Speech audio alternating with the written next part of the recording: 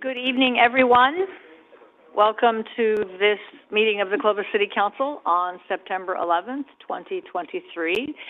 And it's fitting, I believe, before we start, that we rise and have a moment of silence on this particular day in history.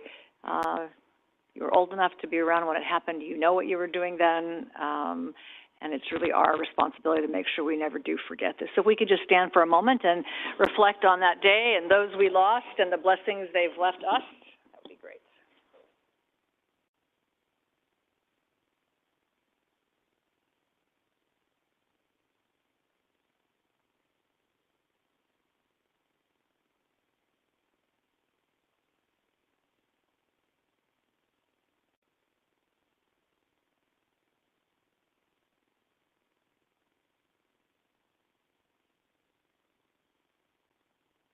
Thank you very much.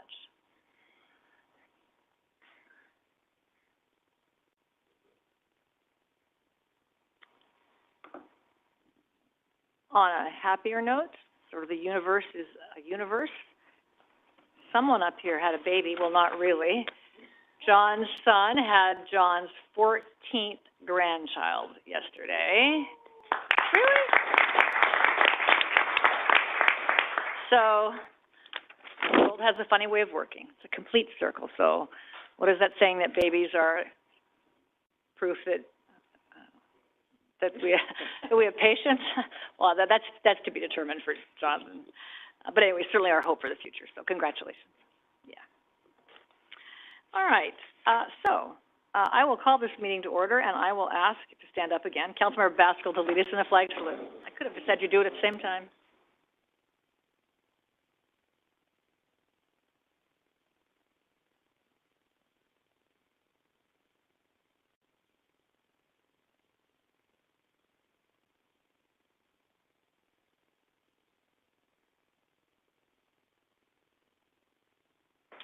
Thank you, Matt. Rebecca, will you call the roll, please? I'll be handling that tonight, ma'am. So that does not sound like Rebecca. Councilmember Baskell. Here. Councilmember Bessinger. Here. Councilmember Monatua. Here. Councilmember Pierce. Here. And Mayor Ashbeck. I'm here. First item is public comments. This is a chance for anyone in the audience to address the council on any item that is within our jurisdiction but not on tonight's agenda. We'd ask that you limit your comments to 5 minutes or less. Is there anyone in the audience with a comment they'd like to make?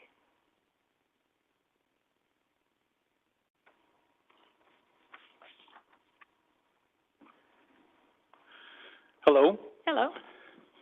Hello, my name is Brent Burdine. I've got I want to talk about two things. One is just a basic comment about the last meeting and a concern that I have that came out of last meeting. The comment I have for the last meeting was, overall, I was pretty disappointed with how the meeting was handled. I thought for such a simple task of the council writing a letter that their constituents, citizens living in Clovis, had concerns for a library issue that is a county issue to ultimately be resolved. This is simply an issue for them to pass along to the county. It seems such a simple task that was unable to happen, and what resulted was some sort of clown show that completely got off the rails. And there was, even on that, there was enough common ground between people, because no one was asking for any books to be burned, no one was asking for any books to be banned. Everybody wanted the knowledge to be available, and everybody was concerned about the welfare of children.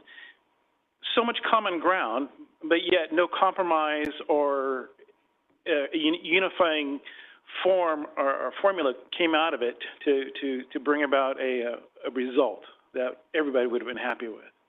That was disappointing. Coming out of that meeting, I was disappointed about, I have a big concern that I do believe that there were Brown Act violations. Now, when I looked at the Brown Act, it's simply described as a body of rules designed to ensure open government and fairness to all. And one of the issues that I thought was pretty glaring was there were so many speakers, and you did put a 3-minute time limit, or there was supposed to be a 3-minute time limit. Most speakers came up and spoke, and they spoke within the 3 minutes and they left. But there were a lot of speakers, who spoke beyond the 3 minutes, and it depended on which side of the issue that they were speaking for or against. If they were speaking on the issue, on one side of the issue, they ran well over the 3 minutes. And a lot of us have phones and timers, and we're timing it.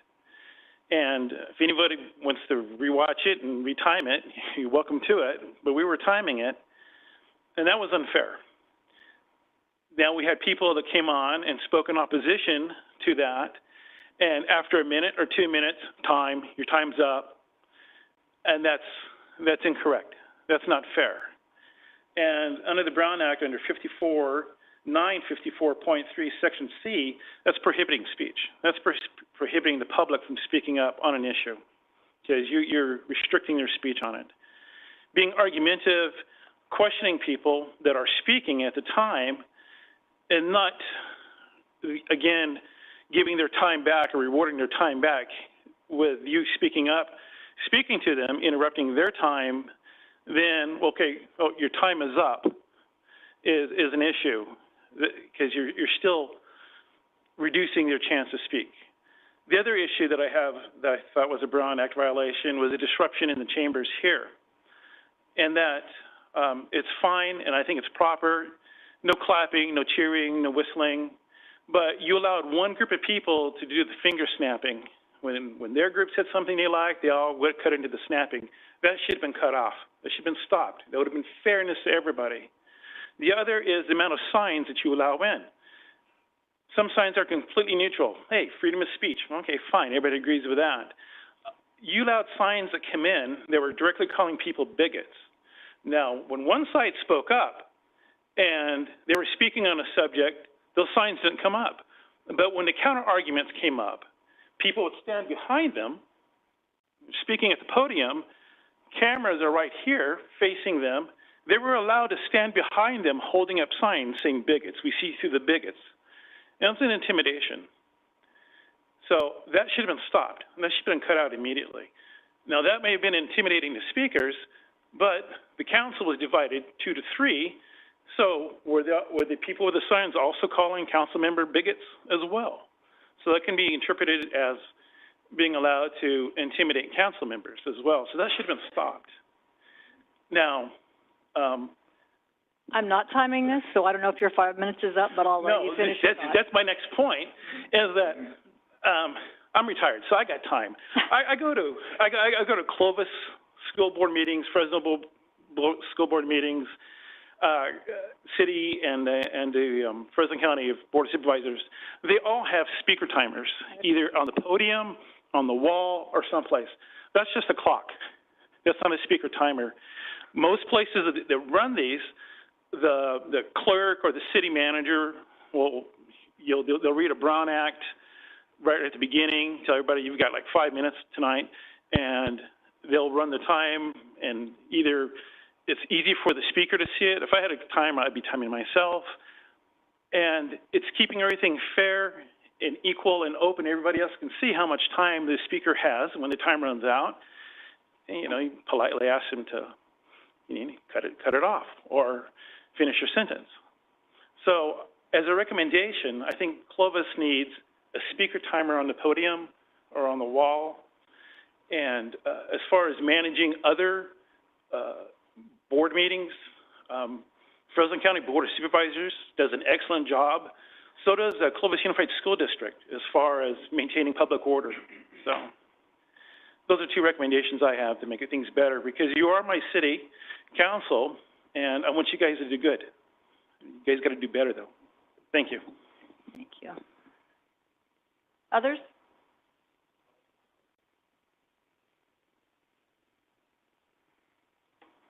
My name is Eric Rollins. I live in Clovis.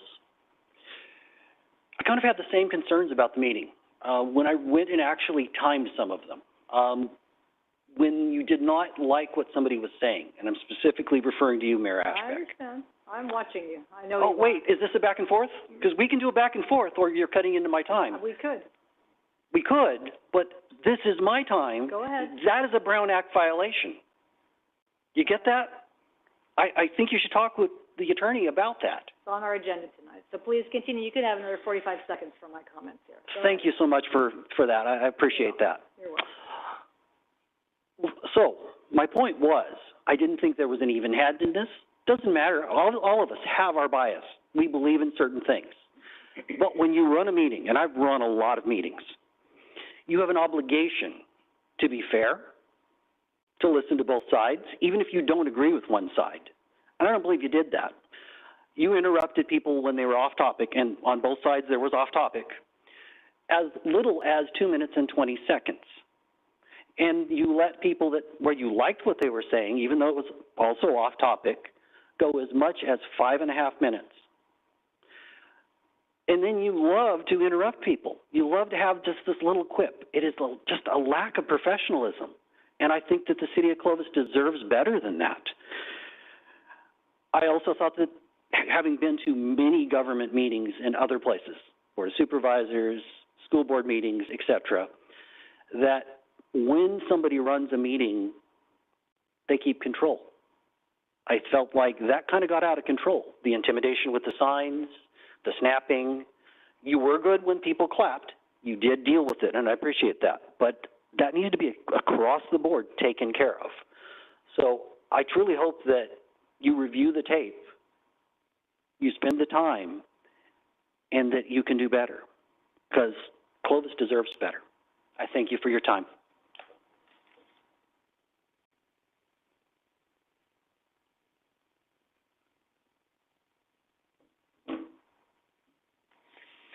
I'm Nikki Stallard, and I'm a Clovis resident. First of all, I'm going to thank the Clovis City Council because I think that you guys are actually doing an outstanding job. So give yourselves a hand. What I'd like to bring up is the potential bring back of lockdowns as far as COVID. We were told 2 weeks to flatten the curve because we don't want to overrun our healthcare system. Over 2 years later, our various our federal government, our state governments flattened our economy and flattened our lives. And you guys stepped up and did the right thing in spite of all the fear that was being promoted by our, what I call our insubordinate government servants. Now, I can forgive people for making mistakes, but they managed to get everything wrong. Everything. Okay? And I would just say to you that please stand strong. We are a republic. And I want us to restore our republic. We're not a democracy. We're a republic. And you guys get it, but our president, various other officials higher up don't get it. And if you stand strong, we will stand behind you. So please keep Clovis strong. Set an example for the rest of the county, maybe the rest of the state. And you know, let's restore our republic and make America better than ever for everybody. Thank you. Thank you very much. Hello, my name is Sean. There's a lot that I'd like to talk about tonight, but since tonight is focused on vision, I'd also like to focus on vision with my statements tonight. So my name is Sean Burdine. Fourth generation Clovis, graduated from Buchanan. My parents graduated from Clovis High. My grandparents graduated from Clovis High. My great-grandparents worked in agriculture and forestry through when they immigrated here. My great-grandfather actually worked on the Alta Sierra Ranch, which was where on the land that my high school was built on. There's some statements that I hear occasionally from the board that cause me some concern. By and large, I do think that this board is fully on board with the vision that I think Clovis really represents. And to me, what that is really strong family values, strong sense of family tradition, strong agrarian work ethic that's really rooted in deep, rugged individualism, and that we are allowed to make our own decisions. And I'd really like to echo the sentiments that I heard from the previous speakers in regards to all of those things, including the last speaker here. I am very concerned with some of the upcoming stuff from Sacramento. It's constantly discussed in these meetings. I think most of the board gets it right. Diane brings it up, Councilwoman Pierce brings it up quite frequently. I think most of the board understands that we are dealing with a lot of legislation that directly impacts us, not just right now, not just in the next few years, but the long-term vision of what Clovis represents and what Clovis is allowed to be. And I think that that's really what we need to focus on tonight and really remember what makes Clovis Clovis. Because to me, honestly, I feel like we are starting to lose that. Last month, I heard the mayor say that we're at a tipping point, and I strongly disagree with us being at a tipping point. What I would say is that we are approaching an impending crisis, and that Clovis still, by and large, knows what Clovis is. And how do I know that? Well, I'm out and about. I'm out active in the community. I'm out active at various community events. I also go to a large number of meetings. Not only do I regularly attend these, I regularly attend school board meetings for Clovis and Fresno. I go to the Board of Supervisors meetings. I go to Fresno City. I watch all the stuff that's coming through Sacramento. I watch the stuff that's happening nationwide. And, you know, there's so many of these smaller communities and smaller cities. And even though Clovis is growing, I still feel like that's still very tight. But we are losing that because of what's coming down from Sacramento. And what I really, really honestly hope to see is strong, bold leadership. It was brought up with COVID, and you know, I know that was a difficult time for the board during all of that to make that decision, but it was absolutely the right one, and time has only proven that that's what we wanted, that's what we needed, that's what Clovis fully supported, and I hope to see that sort of strength and leadership moving forward again. I hope that there's a strong emphasis on families, and that there was another discussion that came up recently on what to do about, you know, aging families and aging retirees and all of that. And I feel like Councilman Monatua, and I want to give you credit in particular because consistently I think that you are spot on your assessment with problems, both present and future. You do a fantastic job at looking at the long-term vision of everything that we're looking at. And I loved your idea that this should be a focus for where families want to not only move to, but stay. And that was one thing I have heard so consistently in the last few years, especially while I was very active at Clovis school board meetings, was how many young parents and families say that this is their last hope for California and that they want to believe in Clovis, but they're having a harder time doing that. So tonight, when you're discussing the vision of Clovis, I really hope to hear those sort of ideas echoed, that this is a strong, independent city that wants to hold their ground and their traditions and not lose sight of what made it what it is, and that's those strong family traditional values. Thank you for your time. I hope that you will comment when we get to that item as well. So it's a public discussion, so thank you for that. Anyone else?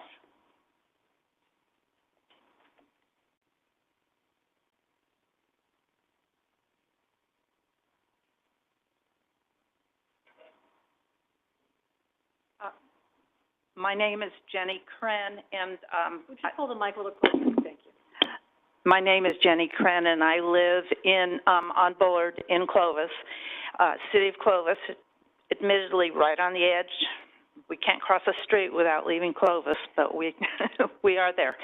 And I want to commend Mayor Ashbeck.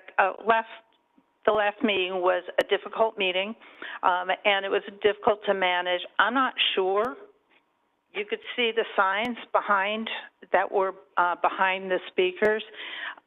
So I will acknowledge that was maybe problematic.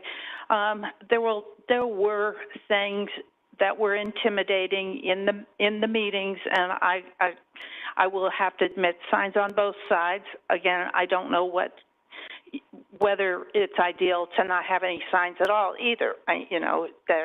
So it's a difficult thing, and also who was filming and for what purpose that was being used was also possibly a source of intimidation.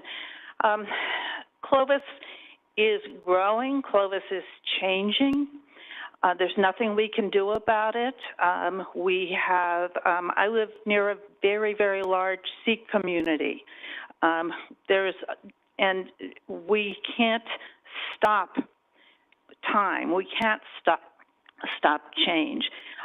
We are, I heard some people say we're a republic, but we're a democracy. And what comes,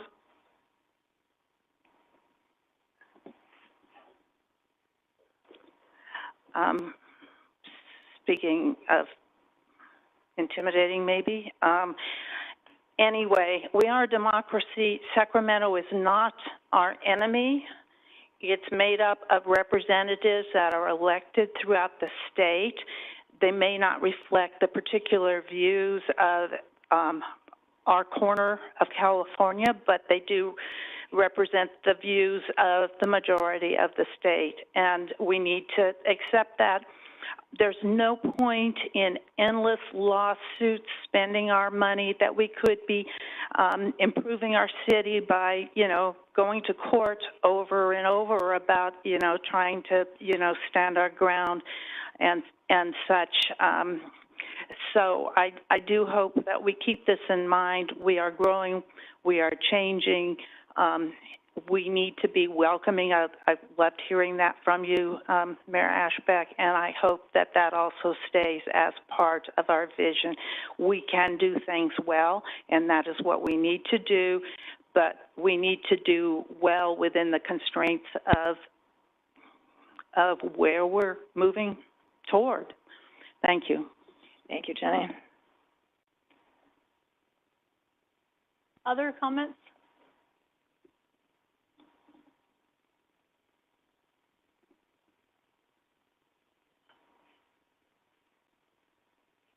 Hello, good evening. I live on Bullard, but I live in a poor part of Bullard. I live between Sunnyside and Fowler. But anyways, I sent him a picture to, Would you mind just stating your name for the record? I'm sorry, My my name is Stephen Trevino. Thank you, Mr. Trevino. Anyways, this morning I sent a picture to City Manager John Holt, I guess. And there's been, I noticed in May, we had the city pickup where I live, and on Rand Avenue, there was garbage all the way from Bullard Avenue to the alley, and maybe perhaps past the alley. And people were dumping. This happens every year. 2 times a year, they have the city pickup, and on Rand, on Stanford, on Purdue, because I walk into town every morning, and I see people just dumping their stuff, in our neighborhood. I know it's an ugly neighborhood, but they're making it uglier, and so anyways, what I suggest is that perhaps the city of Clovis could have a public dumpster somewhere, because I've had relatives and friends that we buy a refrigerator, we buy a stove, we buy some new mattresses, and it's hard to discard of that stuff, because before you could take the stove or the refrigerator and sell it for metal, but now you have to pay them to drop it off. And so the city of Clovis, when you have the pickup, they take it for free. So a lot of people, they take advantage. They call me up, hey, Steve, when are you going to have a pickup at your house so I can drop off my stove or my refrigerator? And I see no problem with that. But for example, right now, the picture that I sent to Mr. Holt, there's 2 refrigerators. And what I'm afraid of is that as a child could be playing around the refrigerator, and we know it's happened before where the children get stuck in refrigerators. And so I don't know what the solution is. I think maybe having a public dumpster, because earlier last year I had to I had to dump some stuff, and I drove all the way to the west side of Fresno to the public dump, and it's far. It must have taken a good quarter of a tank of my gas and a good 2 to 3 hours out of my time, So it's hard to get rid of stuff sometimes. If you have a mattress or a stove or refrigerator or other stuff, it's not easy. So anyway, that's my comment for tonight. Thank you. Thank you, Mr. Trevino. Anyone else? Anyone online? Anybody, Rebecca? Hold on a second. My cord's stuck. All right. Thank you for those comments. Next item is ordinances and resolutions. With respect to the approval of resolutions and ordinances, the reading of the title shall be deemed a motion to waive a reading of the complete resolution or ordinance. And unless there is a request by a council member that the resolution or ordinance be read in full, further reading shall be deemed waived by unanimous consent of the council. Consent calendar is our next item. Those items are considered routine in action and routine in nature, and they're approved with one action unless someone from the council or the audience wishes to pull any of the items. Any items on consent calendars 1 through 12 wishing to be pulled by the council? Mayor, I would like a presentation on item 2. Sorry, I didn't give you a head time, but I wanted that just to be out in the public. So, thank you. All right. Anyone else? Audience? Online? All right, so there's a request to have a discussion on item number 2 regarding the courthouse. And with that, I would entertain a motion for items 1 through 12 with the exception of number 2. Motion to approve items 1 through 12, the exception of item 2. Is there a second? Second. All those, other discussion? All those in favor signify by saying aye. Aye. Opposed? Motion carries 5-0 for items 1 through 12 minus number 2. So item number 2 is authorize the city manager to enter into a purchase agreement of the Clovis Courthouse located at 1011 5th Street from the state of California for $450,000 and to amend and approve an amendment to the 23-24 budget in the amount of $450,000. John. Andy. Mayor, members of the council, we have been able to secure an agreement with the state of California to purchase the courthouse for $450,000, the appraised value of the property. The use of the property hasn't been determined at this time, but moving forward, we would like to use it for city facilities and determine that at a future date.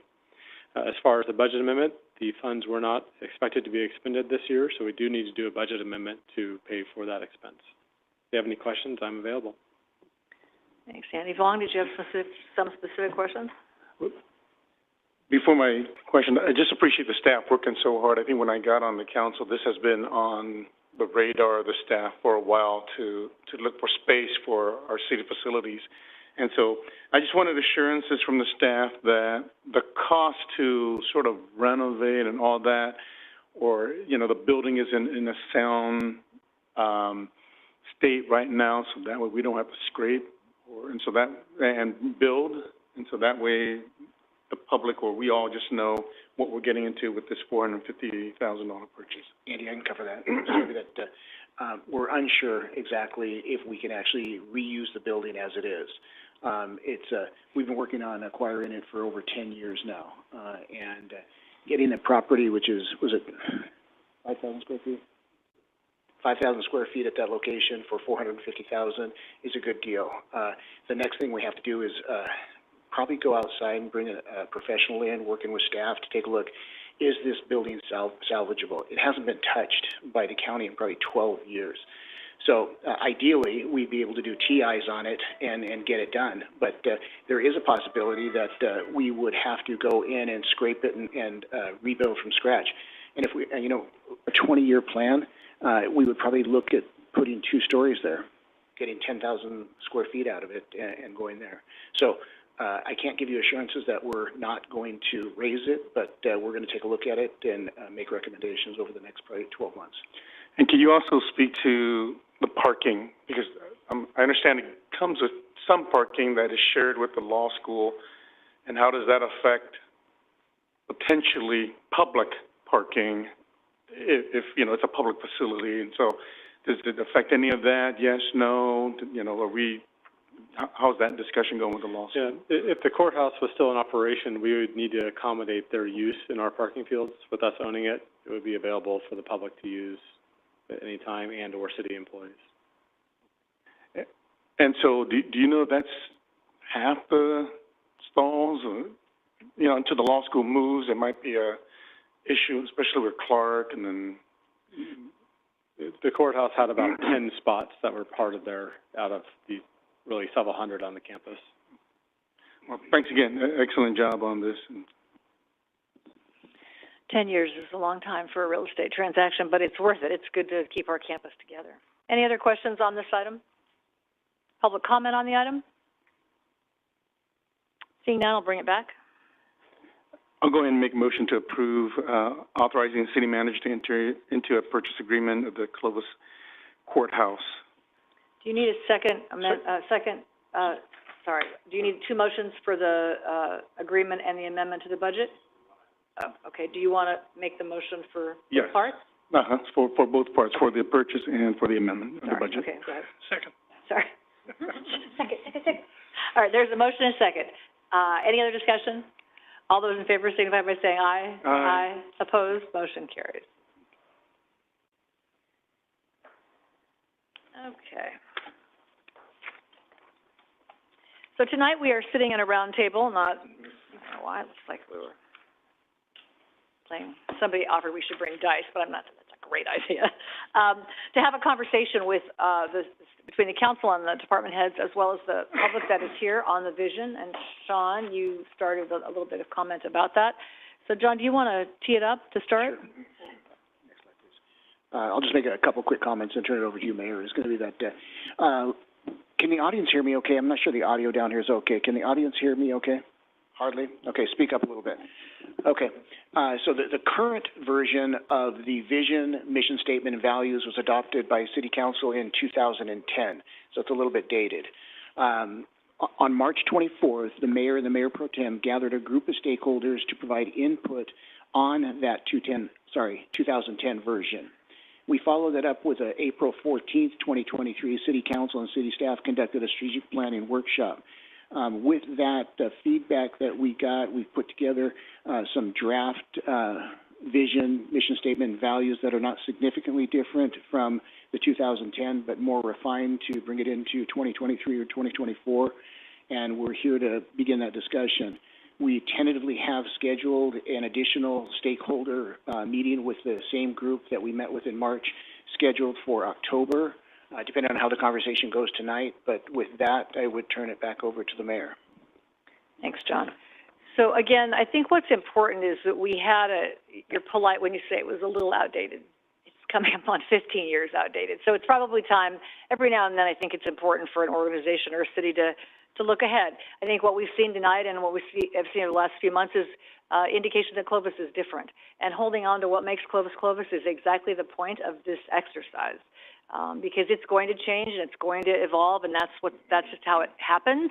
But we want to hold on to the parts that keep us here and make us glad that we live here. So that really is the point of all this. So when we met with the stakeholders in March, then we followed up with a meeting with the department heads on April, 14th, to just talk about the vision and the value statements. And I was surprised to learn that all of our departments have independent visions and missions and value statements, and didn't often refer to the city's vision and mission and value statements. So for me, I think an opportunity is to find a set of at least core values that we across the city could agree on. I don't know that it was talked about new employee orientation. So I think people rolling together is really helpful. At the same time, Clovis is a great city because we have been able to plant flags far in advance. And I think about Harry Armstrong and his work on the RT park years and years before it was a thing. And then years and years before it was full. So that's probably a 35, 40-year vision from when he started that idea to now what you see today. So that's the other side, I think, of this coin for a city. So the point tonight is to come back, get some public comment, hear from the department heads a little bit. We have a draft document that tried to gather what we'd said on April 14th and what the stakeholders said. And then from here, I think it's our hope that we can then, as department heads, go back and decide what you're going to do differently to advance this next 10-year vision of the city. This isn't an exercise in a document and then we just keep doing the same great things that we're doing today, because in 10 years it may not be as great as it is today, but what does that actually look like? So that's really the purpose of tonight's conversation. It can be as long or as short as we'd like, but it's just to take a look at is there a handout or is it yeah? So, but everyone has it here? People in the audience have it? Do you have it on a slide? No. Okay.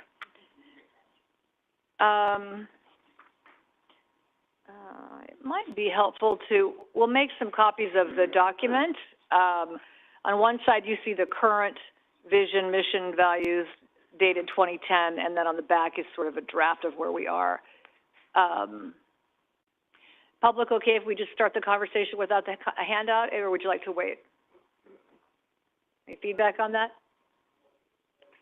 Start? Eric? Brent? Okay. Sean, good? Okay. Just checking. Okay. So, with that, I think, it's probably just helpful to read the 2010 version again. We were not that far off. The vision was a city that is committed to the Clovis community family, all in capital letters, their needs, their values, and a quality way of life for all, reflecting that commitment and how it develops and in the activities it undertakes. And the mission statement was to define and deliver local government better than anyone today and tomorrow. There were 8 community values: collaboration, sustainability, safety, education and innovation, inclusivity, small town charm and heritage, recreation and well-being, and economic development. And there are statements that go with each of those. So that on the back of the handout that the audience will see in a moment and that folks up here have a copy of, is some language that's really a combination of staff, a little bit of staff, a little bit of me, a little bit of staff. So it's not perfect, but we're just trying to see if we're getting any closer to a vision statement and these value statements. So with that, the thing, maybe let's do the mission first. The mission is proposed. I think we all agree that that mission is pretty strong. To be the best, to define and deliver local government better than anyone else now and into the future. Any thoughts or reflections on that as a mission statement? Yeah, Mayor, I would like to add something with protection of local control in there. To the mission? To the mission. So in other words, to protect local control by defining delivering local government better than anyone else. In other words, that has to be something in which I think, how do we maintain Clovis if we don't protect it? I mean, we will define, deliver it, but that's just how we do the work. But there needs to be some impetus on us to go, no, we want to protect Clovis. We want to defend what we have. And I think I feel like that's where we need to add to this mission statement for. That's just my thought.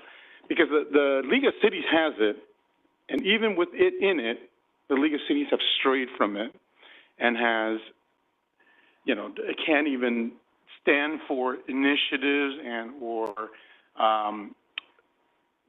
laws that come out that really erode at local control to try to make a state just one state instead of acknowledging the differences in the different regions and or cities. The League's mission has local control in the mission itself? Yeah. Quick, let's Google it. So the League's mission is to restore and protect local control for cities through education and advocacy. And so it has that. Restore and protect local control. Yeah. But I want the protect part in if we can kind of discuss it. So let's talk, one thing just for the record though, this is not group editing. We're not going to leave here with a document. We're not going to bring out our laptops and edit. We're just going to try to gather people's comments, public and staff and council, and then we'll take another shot at incorporating the feedback. So don't panic that you're not going to sit through an editing session. Any thoughts on that? Any thoughts on that? I might offer, for me, protecting local control might be a value that we have versus the mission of I mean, I think you could debate whether the mission of Clovis is to deliver local government or to protect it. And it's a fair point. I mean, either way, I hear you in terms that local control we don't have as a community value. So somewhere in this document, yeah, I mean, I think that's a fair point. Could go either way. Could go either way. Other comments on the mission? Oh, I'm sorry, Matt. Protect local government. Yeah, yeah. Police chiefs are just people of few words. They don't say much, but we believe everything you say. Right, Chief Fleming? Everything? Not everything, most everything. Okay. It's a good solution. It's almost a policing, to serve them. I know, that does sound like a police department mission. Paint on the side of your car. Okay. Any other reflections on mission from anybody? Anybody in the public want to reflect on the mission? Please. Oh, sorry, Jenny. Let's. Would you mind coming back here? We'll engage as we go along here. Will you remind me of your first name? I already forgot. Nikki. Thanks. we would just reframe that the city of Clovis reaffirms the original constitutional provisions that the role of, that government derives its power from the consent of the governed, and that the role of government is to protect, preserve, and promote our individual rights, our life, our liberty, and local government does it best. And I'm happy to write up some kind of email for you guys because I can go deep into it. But basically, what our Constitution says, but brought to the local area, reaffirm that we are a government that doesn't rule people, rather we've been privileged to serve the public. Good point. Other comments on the mission? Jenny and then Sean.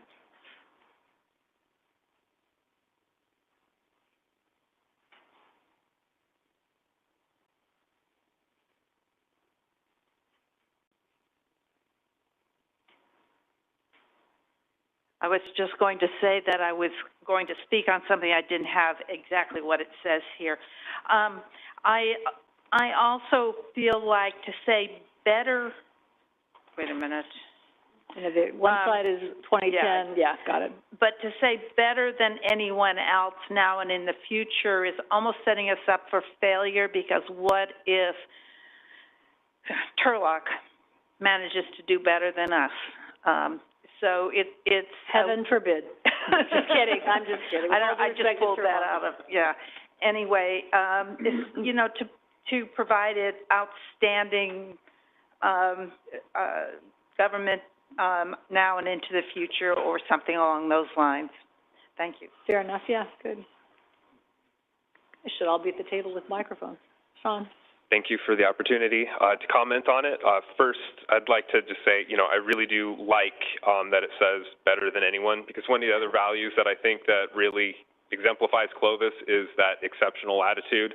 You know, going through Clovis education system, you know, that was a huge part of it, is just no matter what, you want to try your hardest. You've always got high goals that you're always pushing for. So I love that about Clovis. And then also, I definitely, absolutely support what the council members just suggested about including protections for local government. Once again, I think Councilman Monatua is spot on. I think one of the biggest problems we're facing right now in our state is erosion of local control, local authority. Doesn't matter if it's city, county, you know, any level of local government, municipality is losing its ability to, you know, determine what's best for them, what their own constituents want. So I think putting that as part of the larger mission is so huge right now. I think that's fantastic. Thanks. Thanks. Anyone here else at the table?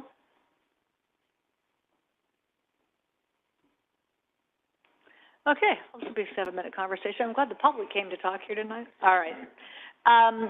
Let's look at the values. Any reflection on the values? So you can see the 2010 version on one side, the 2023 proposed on the other, and I guess...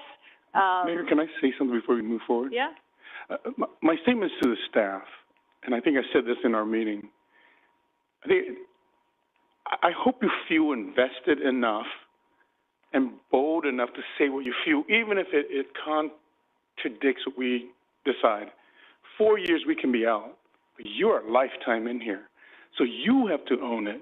You have to go, what do I see 50 years from now where I'm going to design this city, where I'm going to make this city? So I would, you know, I know that you're not used to being in the public because, you know, we take those bullets for you. But today, I think we will defend and make it open, in which, you know, I don't believe that, yeah, let's do this, because this is my vision for Clovis here and I'll use public works, you know, here, this is what we want. This is what we want to deliver. We want to make it so that way every child still loves seeing that truck coming around or whatever you do, because if you don't and you wait on us, it can change.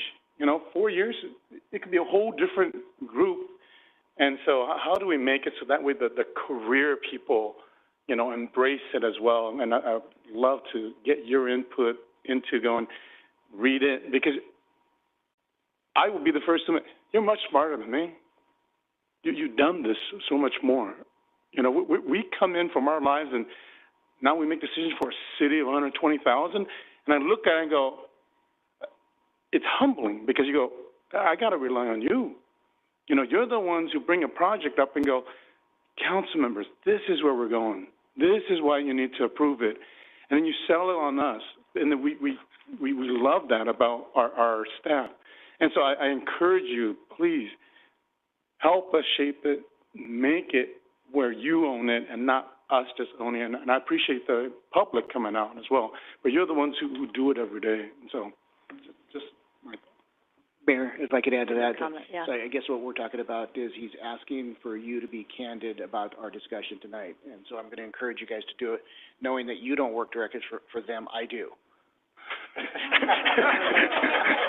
But go ahead, speak up. But now circling back to your comments is going to, Mayor Pro Tem, is going to be that on the mission statement, the reason I recommended it not be changed was because it was so good. And that's why I liked it when it was there, and I like it how it is now. So that's just me saying I don't think it needs to be changed. Now we're warming up. Okay. So,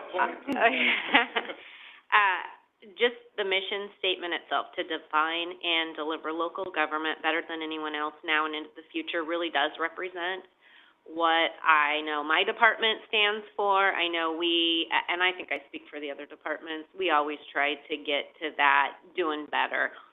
I like the word protect. There is a lot of laws that are coming down from Sacramento that are forced upon us that kind of dictate how we will develop into the future. So areas that we can protect and maintain local government will mean a lot. I just think being mindful that there's some things that we cannot control. So as long as we know that this protection has some limitations to it. Is it local government we're trying to protect, or is it the Clovis way of life, for the risks inherent in that phrase, just out of curiosity? We're trying to protect our way of life, the things we love about Clovis, or are we trying to protect local government, or is local government what we love about Clovis? Hand in hand. Yeah. Say it again? I think they go hand in hand. Okay. Yeah, one affects the other one. Okay. Sure. So you see them as the same thing? Okay. Lynn, for the benefit of the people in chambers, should we introduce ourselves and let them know what we do? You can. Say you have little signs in front of you, and you've all been here. But nobody knows, You you know, surely our can. roles. Go ahead. You start. I guess I'll start. Okay, Shauna Halterman, General Services Director. General Services includes personnel, risk management, labor relations, facilities maintenance, purchasing, public transit, senior services, and recreation.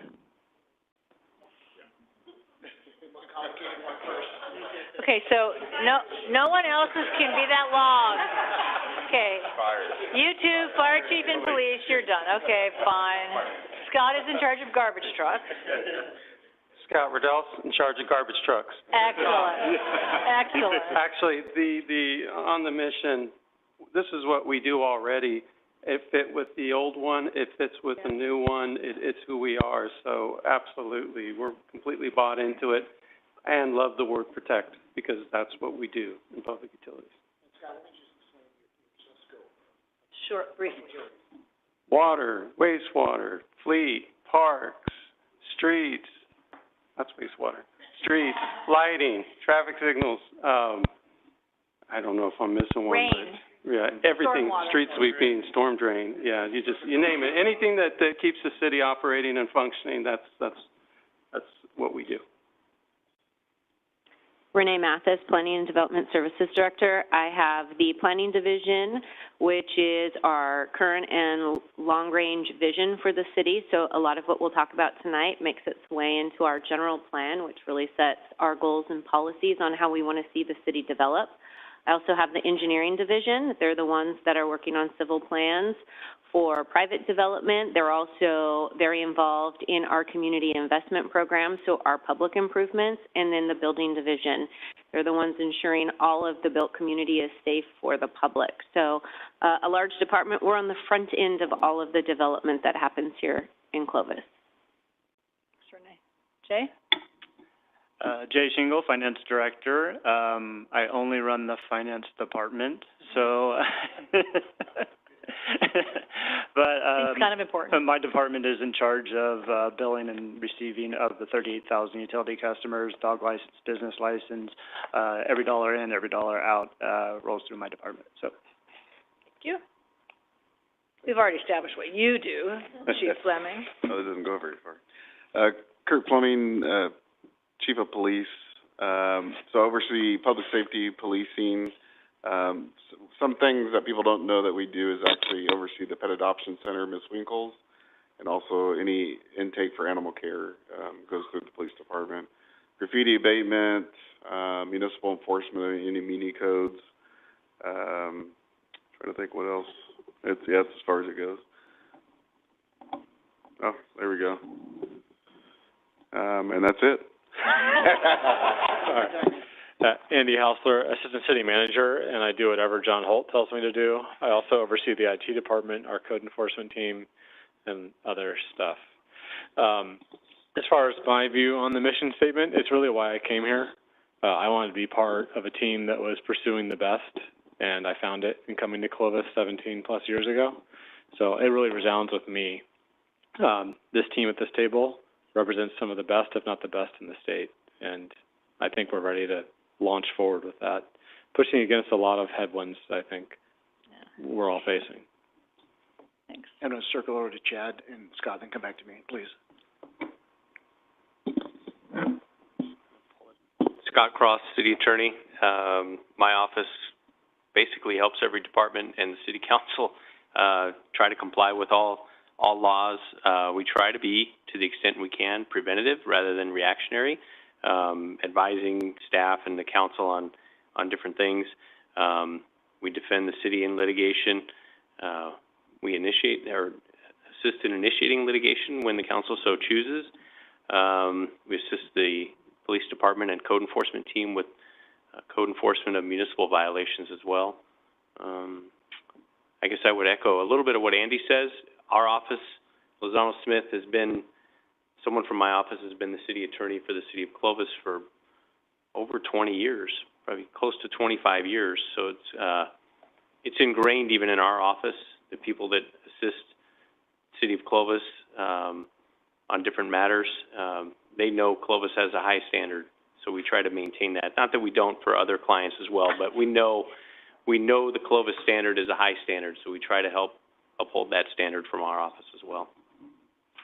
But it's more like 30 years. Tom Riggs was the city attorney a long time ago. I bet it's coming up on that. Hi there. My name is Chad McCollum. I'm the director of a department that contains 3 different divisions: economic development, housing, and communications. So with economic development, my role is to assist existing businesses succeed and help bring in new businesses and help them flourish as well. When it comes to housing, we really focus on the affordable housing needs as well as health and safety needs of our residents. And with communications, we run the social media channels, the websites, we do internal communications, we work with the media, and the most important thing is we're trying to reach out to the public to make sure that they know about services and programs that are being offered. As far as the mission statement, I think the most important thing is at this table, we're all going to weigh in on it. Certainly staff, I think we should speak up. I appreciate Long encouraging us to do that. But at the end of the day, council, with the help of the public, is going to define the local government, and then our role is to deliver it from here on out. So certainly we want to weigh in, make sure that you know kind of where we feel we stand, but the job is always on this side of the table to salute and do the job that we've been given. So that I'm glad members of the public are here, and it's been good to hear their point of view, and I'm excited about the conversation tonight. Chief? I got skipped. I know. And that's all right. It's not personal. No, I know. Chris Eck, Fire Chief. We also have, we have 3 divisions within our department. So operations, our emergency operations division, that's what we're known for. That's the services that we provide on the street with our fire engines, emergency fire, hazmat, rescue, We also have our community risk reduction, so that's our prevention division where we do weed abatement, we do building inspections. So every building that's built in Clovis has to go through fire plan checks, and we also do the emergency operation plan from that side of the shop, and our administration division, which is the budget and personnel side of our department. And to reiterate what Andy said, the mission, I came from the outside just over 4 years ago, and that Clovis was the bar that everybody in the valley was trying to be like. It's like, what's Clovis doing? How can we be better than Clovis was kind of what we were trying to do. So that mission statement pretty much defines in a very short and concise message what the city's about. So. Rumor has it there was a Fresno mayor some years ago, and I'll leave the gender out. They would say, "What would Clovis do?" when faced with a question in the city of Fresno, which I thought was pretty funny. All right, and then I think, Mr. Holt, you're 14-time grandfather. So I'm getting very old.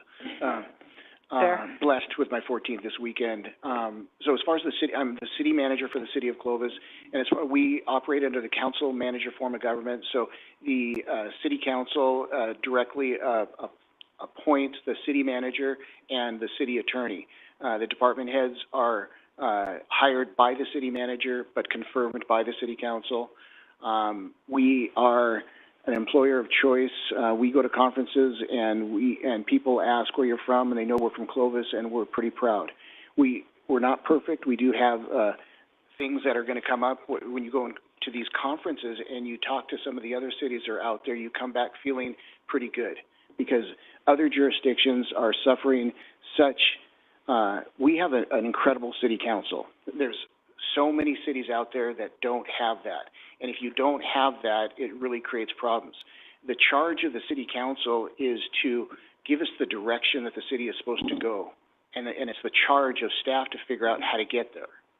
So we're excited about the vision that you're going to create, but Chad's comments were point in that ultimately they're yours, and we're going to have to figure out how to deliver. Thank you. Thanks. All right, I don't think the council needs any introduction. All right, thank you, Sean, for that idea. All right, so now that we've got a few people that we've already, any other comments on the mission at the moment? Kind of keep going. Anybody from council? Anybody want to talk about it? In the future, we need to put these items as part of the packet so that we can read these, so that members of the public can pencil it up if they so feel to do that. But just sitting here, and I've been part of mission and vision statements before.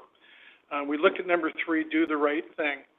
I had a very good mentor at the Clovis Police Department. Joe Maskovich was the chief of police for 16 years. And one of the things that he would tell us when we had to make decisions is what you're going to do or not do legal? Is what you're going to do or not do ethical? Is what you're going to do or not do the right thing to do? And if you can say yes to all those 3, you're in good shape. But if you can't, you need to go ask. And I think maybe we could add something like, just because we can do it legally, it still might not be the right thing for us to do. And just explaining that, hey, just because we can doesn't mean we will. There's going to be times where we have to negotiate. There are going to be times when the juice isn't worth the squeeze. So that might be a nice thing to put in there. And then respect, civility, and compassion. We fiercely protect civility and respect discourse in all we do. Last week was an example of democracy getting messy. That's the nature of democracy. People are going to have a voice, and I think we need to say that we're going to protect and value all the voices in our community. Just, there's going to be people coming in, and they're going to say really off-the-wall things. I've been in a lot of council meetings, and you go, thank you so much for your input. But they felt safe enough to come in here and say what they needed to say. And when people don't feel they can do that, that's when they come in with signs and bullhorns and act like people who are trying to push their opinion on you and not discuss it with you. So I think talking about that would be helpful. And then the last one, item 11, we're an inclusive community. Inclusive to me is a defining term. Welcoming is the action term. To me, I mean, they're synonymous, and we can, potatoes, but we're talking about basically the verb, the welcoming. That's just my opinion. That's all I have. Thanks. Others? We move to the values section, and we'll come back. The vision has to drive, I think, all the rest of it. And for me, the vision needs to be so compelling that I go, yes, I want to live there. And I'm not quite sure we're quite there, but I think we'll get there through the rest of the discussion. And there's some really good things we've said already. Other comments on the community values? You can compare them to 2010, add a couple. This is sort of what keeps Clovis, I guess, in some ways. High expectations, heritage, all of that. What is your reflections on the community values? So, if I could, yeah.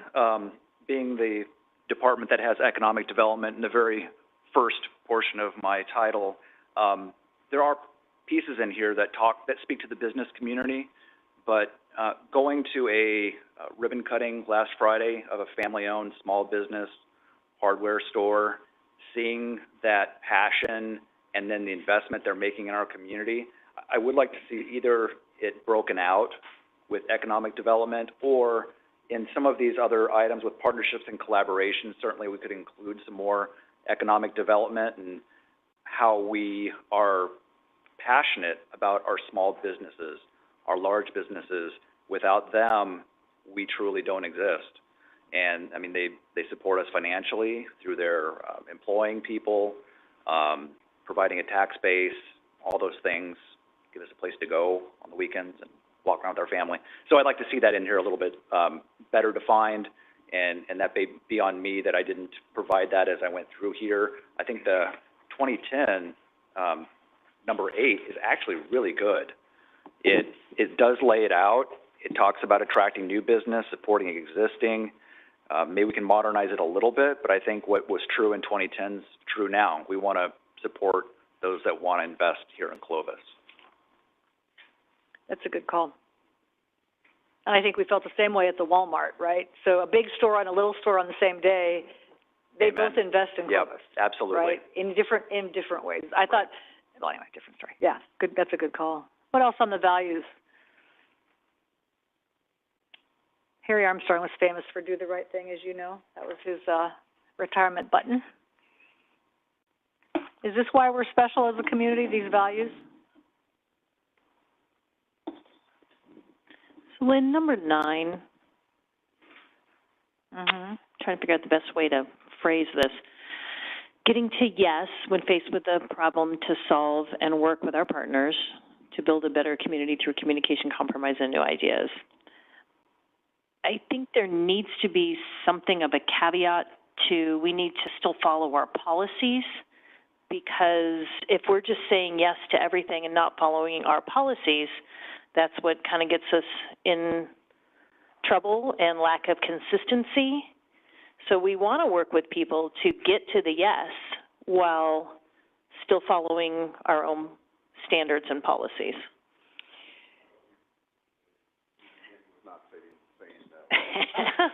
I think that's a great point. I think the point here is Clovis has and is teetering on not having a reputation. When you come here, we say yes. We'll figure it out for you. We may not get you yes, but we'll figure it out. And I think it's that we'll figure it out. You may not get what you want, but we're going to do everything we can. I think that's probably what that was trying to get at. Mayor, if I could, and then this, of course, coming from a public utilities standpoint here, is understanding that we do always want to get to yes if we can.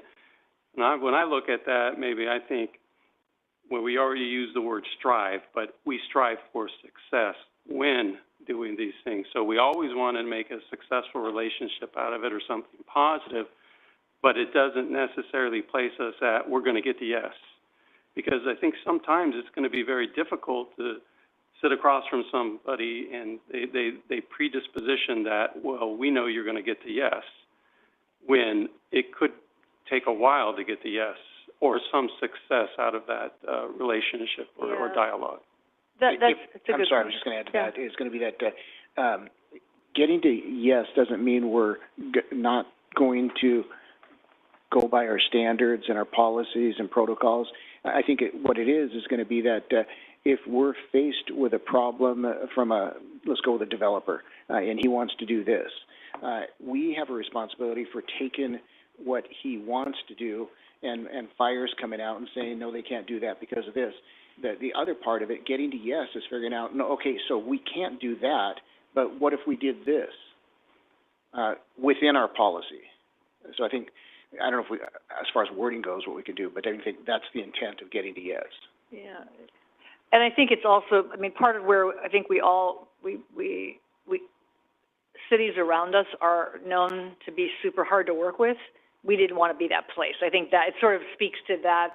We're an easy place to do business with because we want to help. We want to solve your problem, whether it's a business problem, a developer problem, a water problem, as much as anything else. But what did you start to say something, Kurt? You started to say what did you say?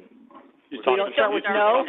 He's just talking to himself over Oh, here. he's talking to himself. Oh, that's scary. I'm trying to concentrate. I know. It's hard. Don't start with no. Mayor, if I may, I have I know it's not supposed to be editing, but it's No, going to you're be a not. statement. Instead of saying innovation and problem solving, or start with that, but then say in the non-bold text, we are innovators and problem solvers when faced with a challenge by working with our partners to build a better community through communication, compromise, and new ideas. Is that the essence without kind of making that statement that causes some confusion? I think that's what I heard from Yeah, it could be. It could be. Or it could be it's the wrong phrase altogether. It could be that we're the easiest place to do business. I mean, I'm not sure exactly, but it could be that we are business friendly. We're citizens. I mean, we want to solve your problems. We're not that bureaucratic. I mean, we always laugh when you call the city of Clovis. Most of the time, a human answers the phone. Like, that's cool, and rare, which is sad, but rare. So I think we're trying to hold on to that spirit about why doing business here is easier, why living here is easier, why turning your water here is easier. Mr. Trevino's comment, hopefully getting your alley cleaned up or your streets cleaned up is easier here. I think that's the point of that. I think one line is, we work for you. I mean, we work for you, and that is the key. I mean, you all do that every Monday and throughout the weeks and months, but that is the only reason we have a job, is to work for them and our neighbors and the people that are here tonight and everyone else. And that's a little bit, I think, Nikki's back there, but that's a little bit your point about we are privileged to serve, right? That's Stealing from the Constitution, we recognize the rights of individuals to pursue their happiness, and that the city council will recognize that there has to be a balance between individual rights and public needs. But we want to do everything we can to steal our wise forefathers. yeah, no, that's a good point. Good point. Thank you. If I may, I just want to add a little bit to the comments that were made here, making sure that in item 9, we define what we truly mean by getting to yes, has a direct impact on a lot of these other values because, for example, value number 1, maintaining that heritage, history, and traditions. When we went through our general plan audit and we had our stakeholders, we heard a lot of comments about we like the Clovis way of life. We want to maintain that core. So when we say let's get to yes, I think some of the comments around the table, and I'll just use some developers as example, they come in and they want us to get to yes on a project. And my staff, specifically planning, we're very focused on providing a value, having a project that enhances and improves the community. We'll always work with the developers, with everyone, but we've got to be mindful also on the impact to public utilities, on the impact to public safety, and maintaining that vision that we all want. So we'll always get to yes, so I think the terminology that we come up with here, it needs to be clear and concise. No, that's totally fair. That's a good point. Good comment. I had a quick point here. Yeah? So, in looking through the community values, I really like the old ones, 1 through 8. I mean, I know we're talking about changing and freshening things up, but when you read those current values, I mean, that really is still who we are today, and what we are today. So, I mean, if we want to add a couple, you know, I agree with Drew on doing the right thing. To me, that's always been a key phrase, and that was pounded into all of us as we grew up and, you know, in the police department. But, you know, as I'm reading through this, you know, adding words to the mission statement like protect, all for that. The vision statement, maybe changing that. But I really think our community values are strong the way they were written in 2010. We may want to add a few things, but to me, I really like these. Just my thought. Yeah? And I concur with that, because that number 2 bullet and number 7, Mayor, is something you strongly stand for with the well-being, the health. These new ones, and the old one? Oh, the old one, yeah. So I like the sustainability, because it's being good stewards of our environment, our resources, and that's lost in the new one. And then sort of that rec and well-being, the health component, we can sharpen it up to include something today. Yeah. But I like the original more, because it's broader. I think we were trying to get great statements that are just short and sound good, but I think the first 8, I agree with Councilmember Basco that they are very good already. So to the department heads, if you agree with that they're good, but you don't use them. You don't use them with your teams. You don't use them in your departments. I didn't pick that up when we had our meeting in April. Would you? Why don't you? You all have your own values. I mean, you were a police chief. You never use these. No, we use them, maybe not necessarily in the context of having what the city council had adopted for us, but this is all stuff that we practiced all the time. You had variations of them. Right. I mean, we have our own philosophies that were, you know, that were made through each department. I think that's what everybody said. But at the core, all of this is us. I mean, I don't think we ever went away from this being part of our core value. Okay. Even though we may not have said we use this document. Yeah, I agree. Like, I brought ours and was looking at it. The original ones, I wasn't brave enough to say it, so, but I agree. I looked at Andy and I said, I think I like the 8. It's more concise and to the point, and I think I like these better. Ours were developed at a workshop with our department, taking the city's values into consideration, but how do they specifically relate to us as a department? So they're not going to be identical, but I think a lot of the core values of doing the right thing and communication, working with the community, working with other departments are all interwoven into our philosophies at the department. Back under Maskovich, so 30. Apparently we don't refresh our plans very often in here. Just kidding. As Chief Fleming is saying, when we talk about that, there's a lot of times where we sat down and we said, okay, we're going to look at this. When I first became chief, it was the same thing. Okay, let's look at our documents that we had, and there's like misspellings in there, but we chose to keep it because it was true to our core and what we were doing and the philosophy and the statement. So, and the mission that we had in advance. So it's like, you know, every few years we dust it out and we look and we went, yeah, there's nothing to change. We're good. I think that's part of it, though. You got to look. But we did review the process. You got to look. Yeah, definitely. During that time. So definitely. Okay. I do think that the old community values do have kind of that general concept to them, so they cover a lot of things. But I think there's some of the more specific things that are on the new ones that I think are very important. And I actually think what Shauna said about policies and standards is critical to framing the entire conversation, because if we're talking about our Clovis way of life and we're talking about delivering services from every department to the community, if we don't have, I mean, all of that is up to the standards that we set. And so I think that being part of what this is, we care for our community, we value public safety, we want to be an employer of choice. All of these different things have to be dependent on putting those standards and policies at the forefront. Because if we aren't clear about those things, the rest of this, I think, just gets a little more ambiguous. But it is those policies and standards, I think, that have made Clovis what it is, that makes it the employer of choice, that makes it a welcoming community, because we set that standard of excellence in all of these different aspects. So I actually would like to see something along those lines worked into this. Thanks, Diane. How about the audience? Any comments on the value statements from the audience? Go ahead, Sean. I can tell you're dying to stand up. Thanks. Yeah.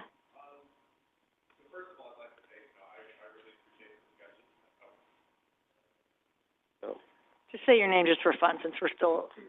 There we go. Say your Okay, name yep, just for Sean fun. Verdine. Once again, I'd like to thank you for the opportunity to have input on this discussion. Everything I'm hearing tonight is fantastic. I love all the suggestions. I think you guys are right on everything. But I'd also like to bring it back to what Councilman Bessinger had said. And I think that there is some... there's a particular word in this document that I think has kind of shifted a bit with politics. This word inclusivity. I think it's one of those words that when 2010 this was written, it was a great catch-all word, but I think in modern politics and modern times right now, it's become one of those words that is heavily loaded within the zeitgeist and has a lot of baggage attached to it. And I really appreciated the suggestion of welcoming, because I think that is a very similar word. It's an analogous word, but it drops a lot of that extra political baggage that's associated with it. Also, one of the concerns that I do have on the new draft compared to the old draft, there's two things that I think are kind of missing in the new ones, in my view. That's an emphasis on education. The first round has an emphasis as education as a bullet point. I think for Clovis, growing up in Clovis, history of Clovis schools is so paramount to what makes Clovis Clovis. And I think attached to that is one of the things I touched on earlier, and that's Clovis is a fantastic place to raise a family. When I'm out, I'm in the community, I'm working with parents out at Clovis Unified, you know, one of the things I hear most common is like, why Clovis? Why did you move here? Why do you want to live here? Why did you want to raise your kids here? It's a great place to raise a family. And I think that, you know, that's one of the things that's really core to Clovis as well. And that's kind of just what I've got to throw out. Thank you. Yeah, that's great. Thanks. As I recall, while you come up here, the Clovis community family in the old vision really was to try to say, like, it was generations and it was, you know, but you're talking specifically about young families raising a family here. Yeah. Yeah. Great schools, great police, all of that. Yeah. Your kids can still walk to school and all the rest. Yeah. Hello. Hi. I'm Linda A. Bear, and, you know, I just wanted to point out on the mission statement, I love the word serve to, you know, when you're talking about protecting, serving, or adding some verbiage. Because being a citizen, I have experienced calling, and you know, it is true, Clovis is like no other. It's like, you know, things are taken care of, you know, you really feel like it's easy to do business with Clovis.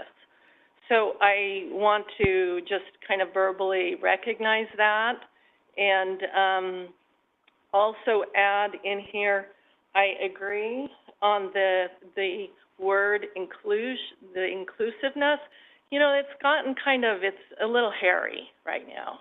And last week's meeting, I mean, look at, we're not that packed, you know, tonight. And I think as a community, to kind of bridge that gap, if we can, to keep the politics out of the business of us being a community. We have to be nonpartisan. So I know that in the social media on the city of Clovis, there is policy in there of posting shall not contain political campaigns, blah, blah, blah. I mean, I don't know if you're going to go there, but that might be a way. I would love to really have this, define this a little bit more, that everyone who is a family, however they define it, and Clovis is, that's what we all want. Somehow, how can we be more inclusive and kind of keep the political stuff out of the serving part? Because I look at the government, our city government, as a service to the people. and you're just to be commended on some of that, but we need to work on some of the others. So that's all I have to say. Thanks, Linda. Those are great comments.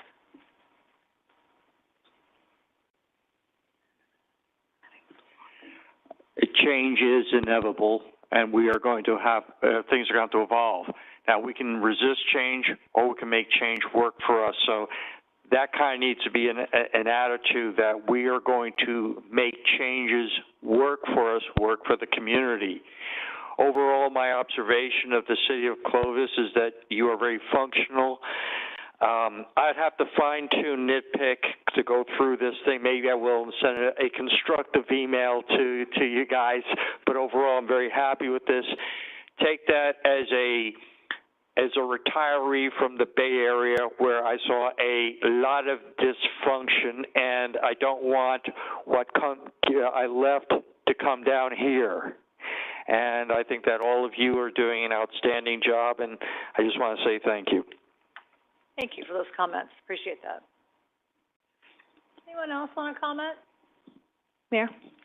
Go ahead. Go. Oh, okay.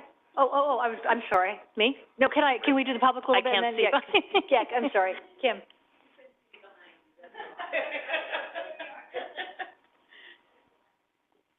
Kim Armstrong, resident of Clovis. There. I'd absolutely agree with the use of the word inclusive. It's been a catch-all phrase that's lost its luster in the past, I would probably say 4 to 5 years. So I definitely would support us using the word welcoming. It's a word that we can all embrace and not have any political negativity to it, unfortunately, in this time. I also support us using the word serve, because that's what we do as public servants to Clovis. And then we go down to number 9 on the new side, innovation and problem solving. I kept looking at this a lot, and we said we begin with getting to yes. Well, I really would like for us to really work with that, because I think we begin with a goal to get to a yes, something else, because we might always get to that yes as defined by the two parties, but we might get to a yes, because you do have the word compromise in there. I come from a negotiation background where we talk about win-win. So in that process, you're not getting to the actual desires of each party, but there is a compromise there. So I would really like for us to look at changing the wording a little bit to we work towards a goal to getting to a yes. And also, like I said, switch the word out inclusive to welcoming and put the word serve in our mission statement. Thank you. Thank you so much. And can I say something real quickly? Dr. Armstrong, I wanted to talk to you before you left, and just thank you for welcoming city staff and some nice folks from out of town to talk about things that we can do economically and for our students. I always appreciate that you are the best cheerleader for junior college education, and I'm really glad that you live in Clovis. And I'm really happy that you come to these meetings and tell us what you think. I appreciate it. Thank you. Thank you. And as soon as you move out across Willow, then you'll be like perfect. That's right. I know. I'm just saying, all that he said is right, and that's true. That's true. That's right. I'm just going to think about the Herndon campus as I go around. Yeah. Thank you for being here. You are an awesome participant. Anybody else in the public? Since I know you all by name. Of course.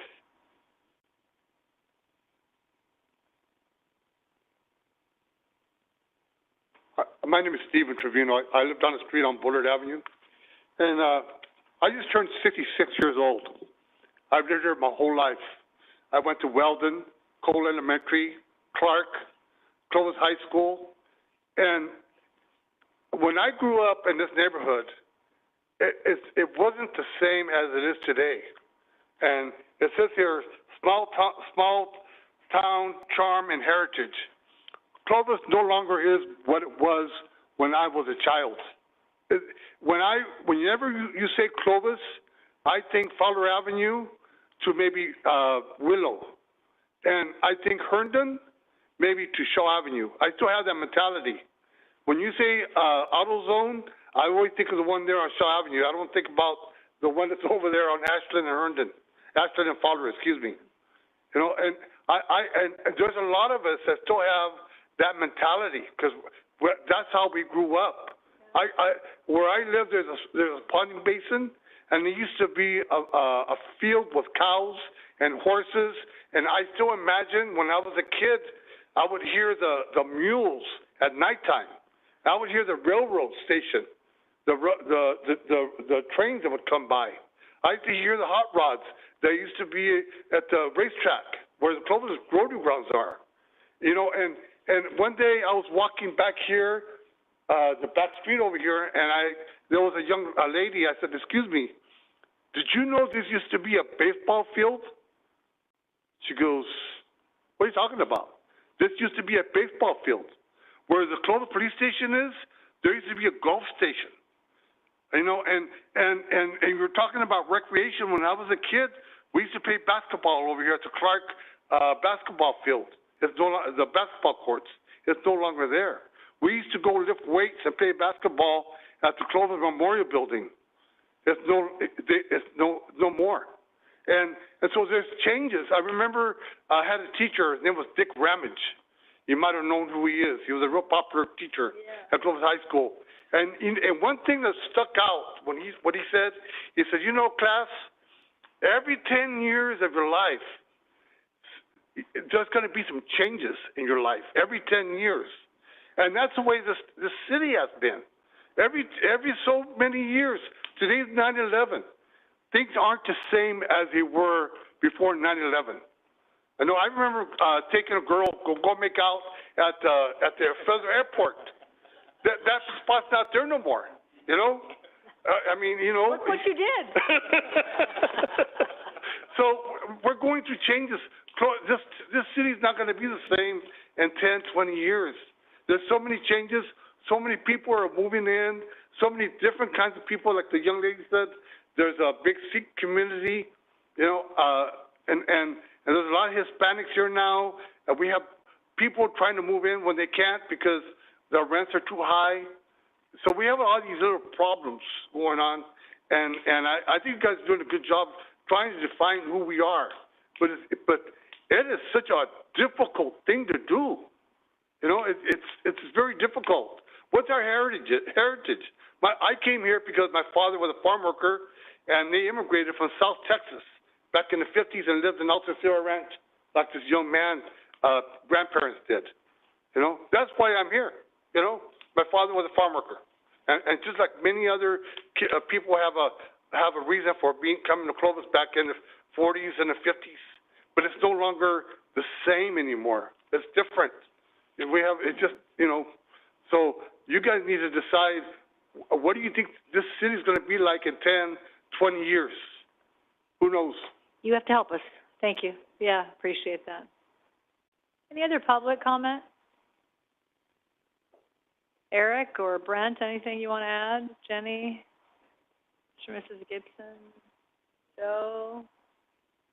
See, when there's a small crowd, I can actually call you by name. And I won't take it out of your 5 minutes either, or maybe it's 3. Any comments? Anybody? Come on.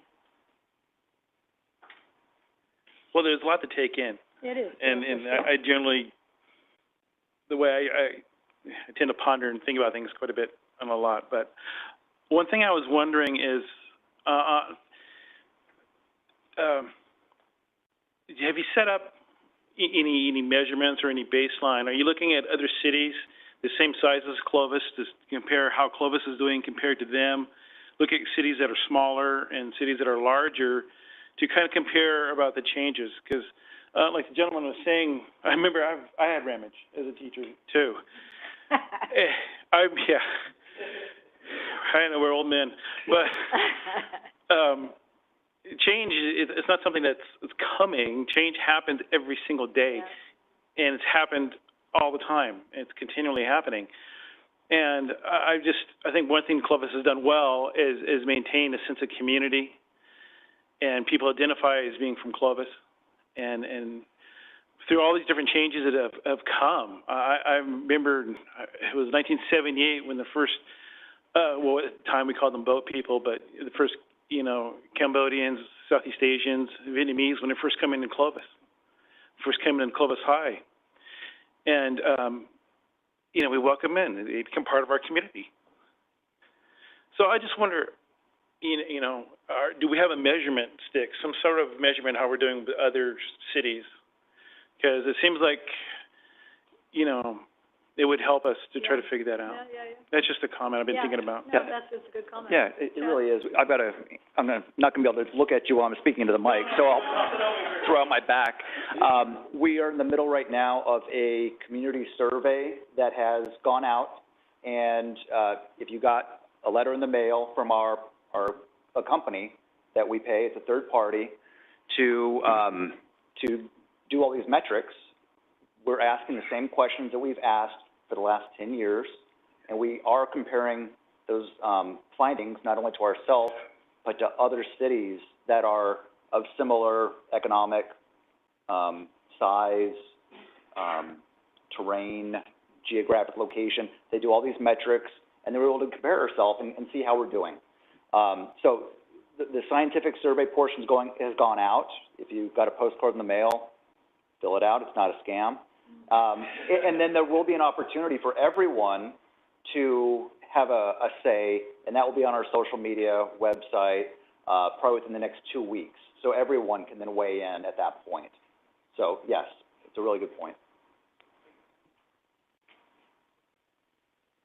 Eric?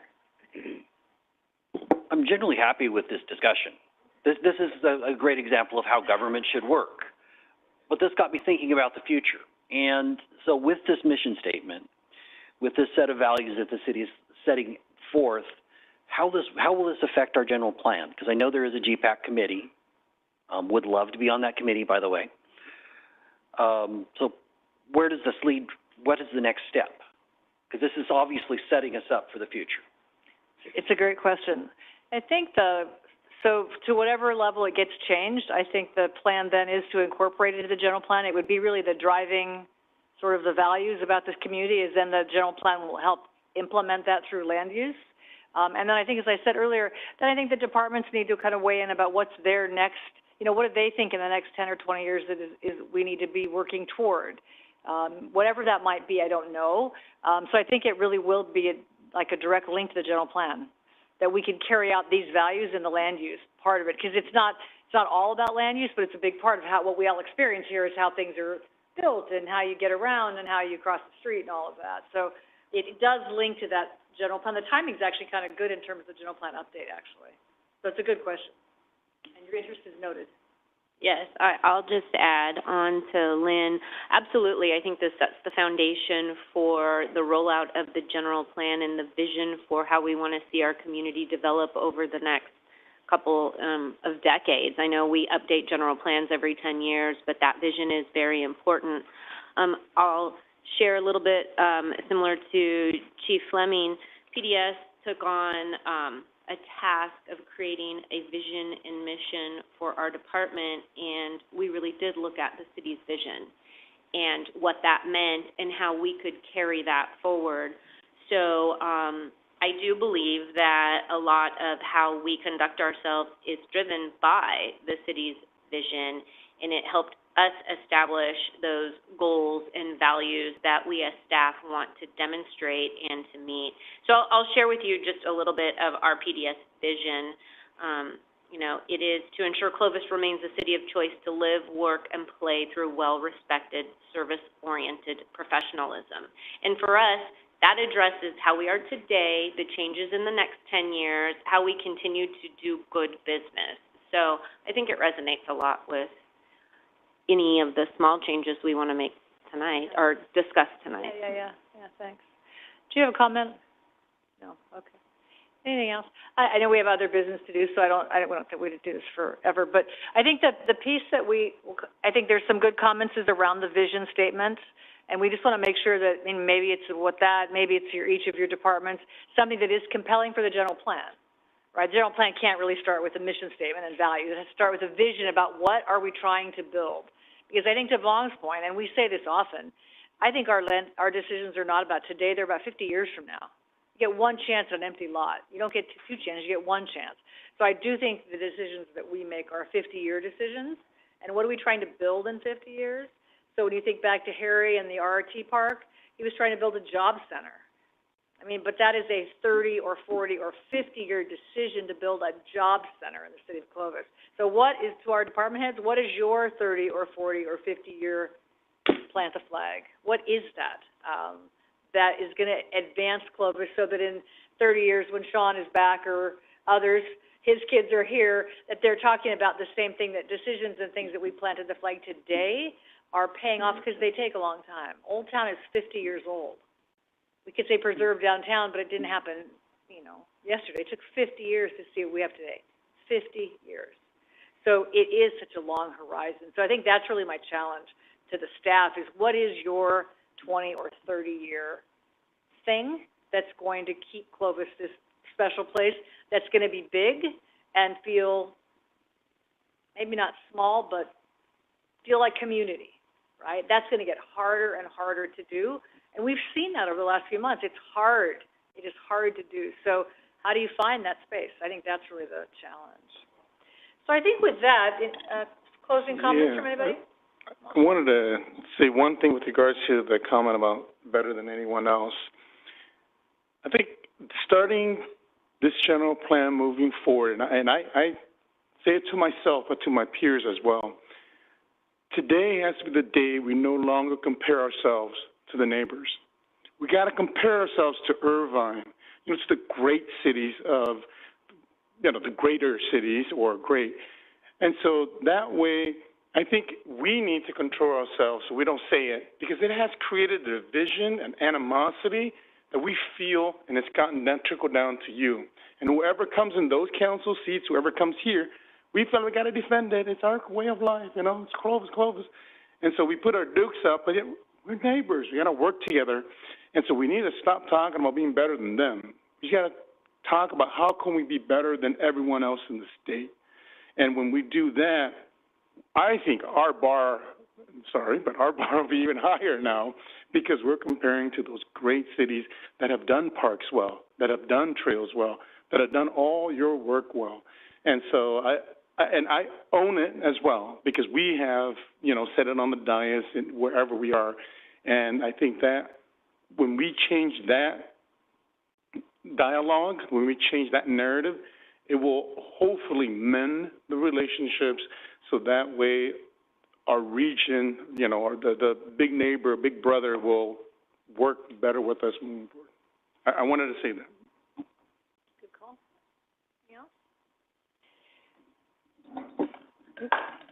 Sorry.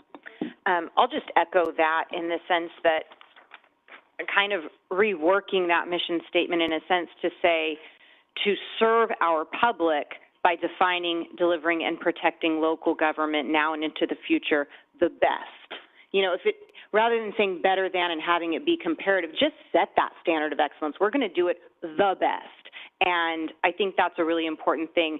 But the other point, I think all of this, whether it's vision, whether it's mission, whether it's our community values, whether it's the old ones or the draft ones, when you think about Clovis, there's a handful of things that stand out, and some of them were mentioned, whether it's, the safest city in the valley or top-notch education, community, and that small town feel even as we grow.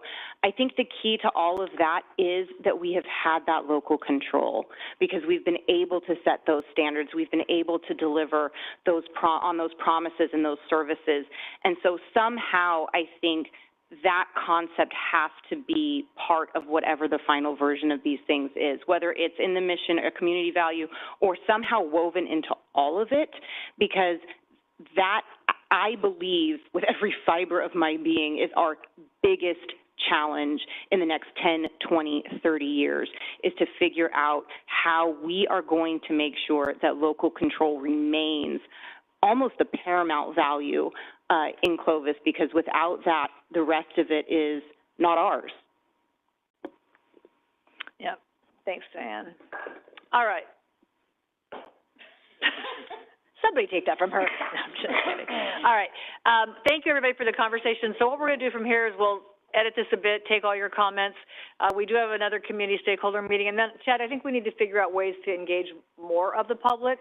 So super grateful for all of you. And there's 124 4,990 other people that are not here to weigh in. So I think we need to think about whether it's virtual. We talked about doing a virtual town hall, whether it's a old-fashioned town hall where each council member invites 10 people, as we've done in the past. So I think just some way to get a little more input into this. And I think the timing with the general plan is perfect. I think it's a perfect segue to that. And then as we get into the next budget for the next fiscal year, then if there's things that the council, you know, that you all say, hey, we need to plant the flag today for another industrial park or another police headquarters or another fleet of, I don't know what, that we'd be ready to do that then. So I think that's the plan. All right. So thanks, everybody. Thanks to the public for your comments. Super helpful. Really appreciate it. All right. Oh, I'm still talking. That's me. Okay, next up. This is a receive and file. Now, this is going to be compelling, so nobody leave, because this is going to be great. Scott, I'm just kidding.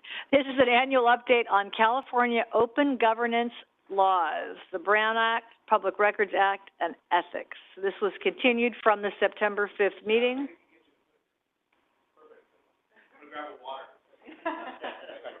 That tells you how much he's going to talk.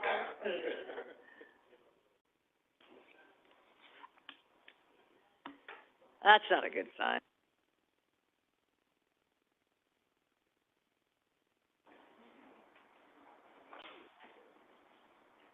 Sorry, I lost my voice over the weekend somewhat, cheering at the Fresno State game and cheering for the Dallas Cowboys last night, so.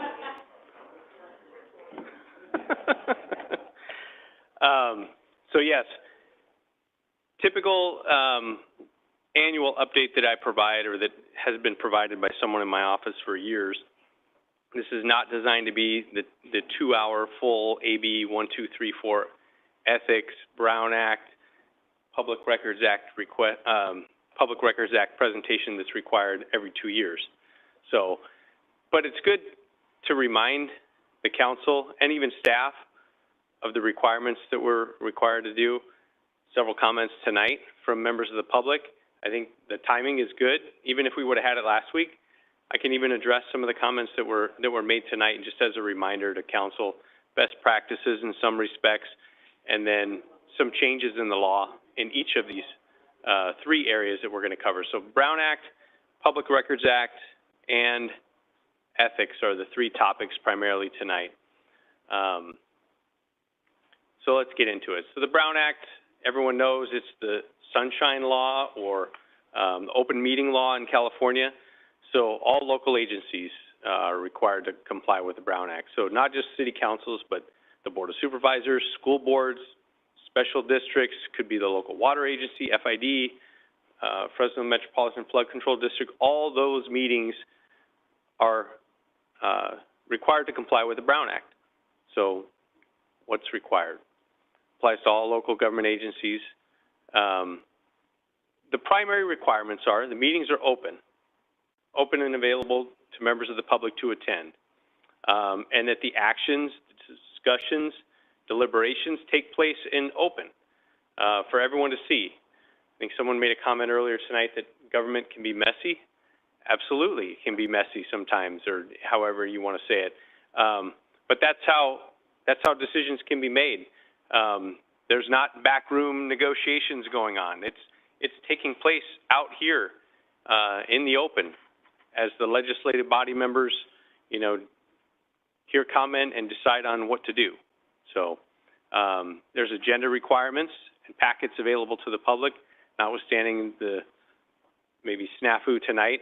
Typically, if their items are in the packet, they're available to the public at the same time that they're made available to the council members. That's a requirement in the Brown Act. That was actually made several years ago to avoid the situation where you have council members receiving something maybe 72 hours, but the agenda wasn't available or the entire packet wasn't available to members of the public. Like we had tonight, as long as we have copies available at the meeting, that's fine. And then again, most recently, probably in the last 8 or 10 years or so, there's a requirement now. As long as the agency has a website, you're required to post the agenda and make the packet available on the website. As you can probably imagine, there's still dozens, if not more, small special districts that may not even have websites that are used on a regular basis, but for cities, counties, school districts, if you have a website, you're required to post the agenda on the website and make the packet available as well. Yes, Vaughn. Are last-minute documents treated almost like testimony? It depends on who is providing them. So if members of the public are submitting something, like we have on occasion, maybe for a land use item where you may have someone submitting documents right there, then yes, that's how it's treated. And then that kind of goes into the requirement of what needs to be made available to the public. If the city itself is not generating the document for the meeting, then there's not a requirement to have that document ready. We can't anticipate if a member of the public might bring a document. It's supposed to be available, though, within a reasonable period of time after that. But again, if the city is generating a document, which can happen sometimes, we may be editing an agreement up to the very last minute, but we want to get it on the agenda for that meeting because we don't want to wait, several weeks or a month for the next meeting. We need to make that available again at the same time that we're making it available to the city council. It needs to be available at City Hall, or posted online at that time if we update the agenda packet. Thank you. So what is a meeting? Oftentimes we get questions, and we're dealing sometimes with what is a meeting, when can we have council members attend certain things, so that we don't have to worry about, I wouldn't say Brown Act compliance, but we don't want to have to post an agenda just because 3 of you might be getting together or all 5 of you might be getting together. What is a meeting? A meeting is when a majority of you get together at the same time and place. Physical presence is not required. So again, we'll get into it in a couple of slides. Texting, emailing, phone calls, those could constitute meetings, serial meetings, if they're not handled appropriately. So we try to help, obviously, you navigate that. So same time and place to hear, discuss, deliberate, and then I'll add, or take action on any item. But again, the Brown Act doesn't say that action is required. Our collective concurrence is the word that some of the case law uses. It can just be discussion. You don't even have to know in the serial meeting context that we'll get to. There doesn't have to be a decision made by a majority of you. As long as there's discussion happening outside of an agendized meeting on a topic of city business, that's where we would trigger the Brown Act requirements for posting an agenda, not having discussion unless it's here available for the public to attend and see. And again, the last bullet point is the big one. Any item of business within the city's subject matter jurisdiction. 3 of you, 4, 5, all of you could get together to talk about the football game. That's not a matter of city business, okay? We wouldn't have to agendize that meeting. We would want to make sure, obviously, that's what you're talking about. But it's not a matter of city business. So you're not prohibited from being together in the same room outside of this council chambers. So again, there's several. The Brown Act itself defines what is not a meeting. It gives specific examples of what does not constitute a meeting of the legislative body. These are just a few. This isn't an exhaustive list, but individual contact. We talk about that sometimes. Even 2 council members or less than a majority, if it's, there could be a 7-member body. If it's less, as long as it's less than a majority of the legislative body members getting together, it's not a Brown Act violation. I'll say it's probably not recommended, and it could lead to a slippery slope, but it's technically not a Brown Act violation for 2 of you to get together, talk about an agenda item coming up on the next week's agenda, and say, this is how I'm voting. As long as it's only 2 of you. Again, not the best practice. I would say don't do it, because you never know if between the 2 of you talking, maybe one of you goes and talks to a 3rd council member. That's where we would get into a potential serial meeting issue. So, again, it's not a technical violation of the Brown Act as long as it's less than a majority. Not a good practice, though. Public conferences, you all attend public conferences. Oftentimes there's more than 2 of you. There could be even 4 or 5 of you at a public conference. The key thing here, again, is you're meeting in the context of what is already a public comment public conference that's already open to the public.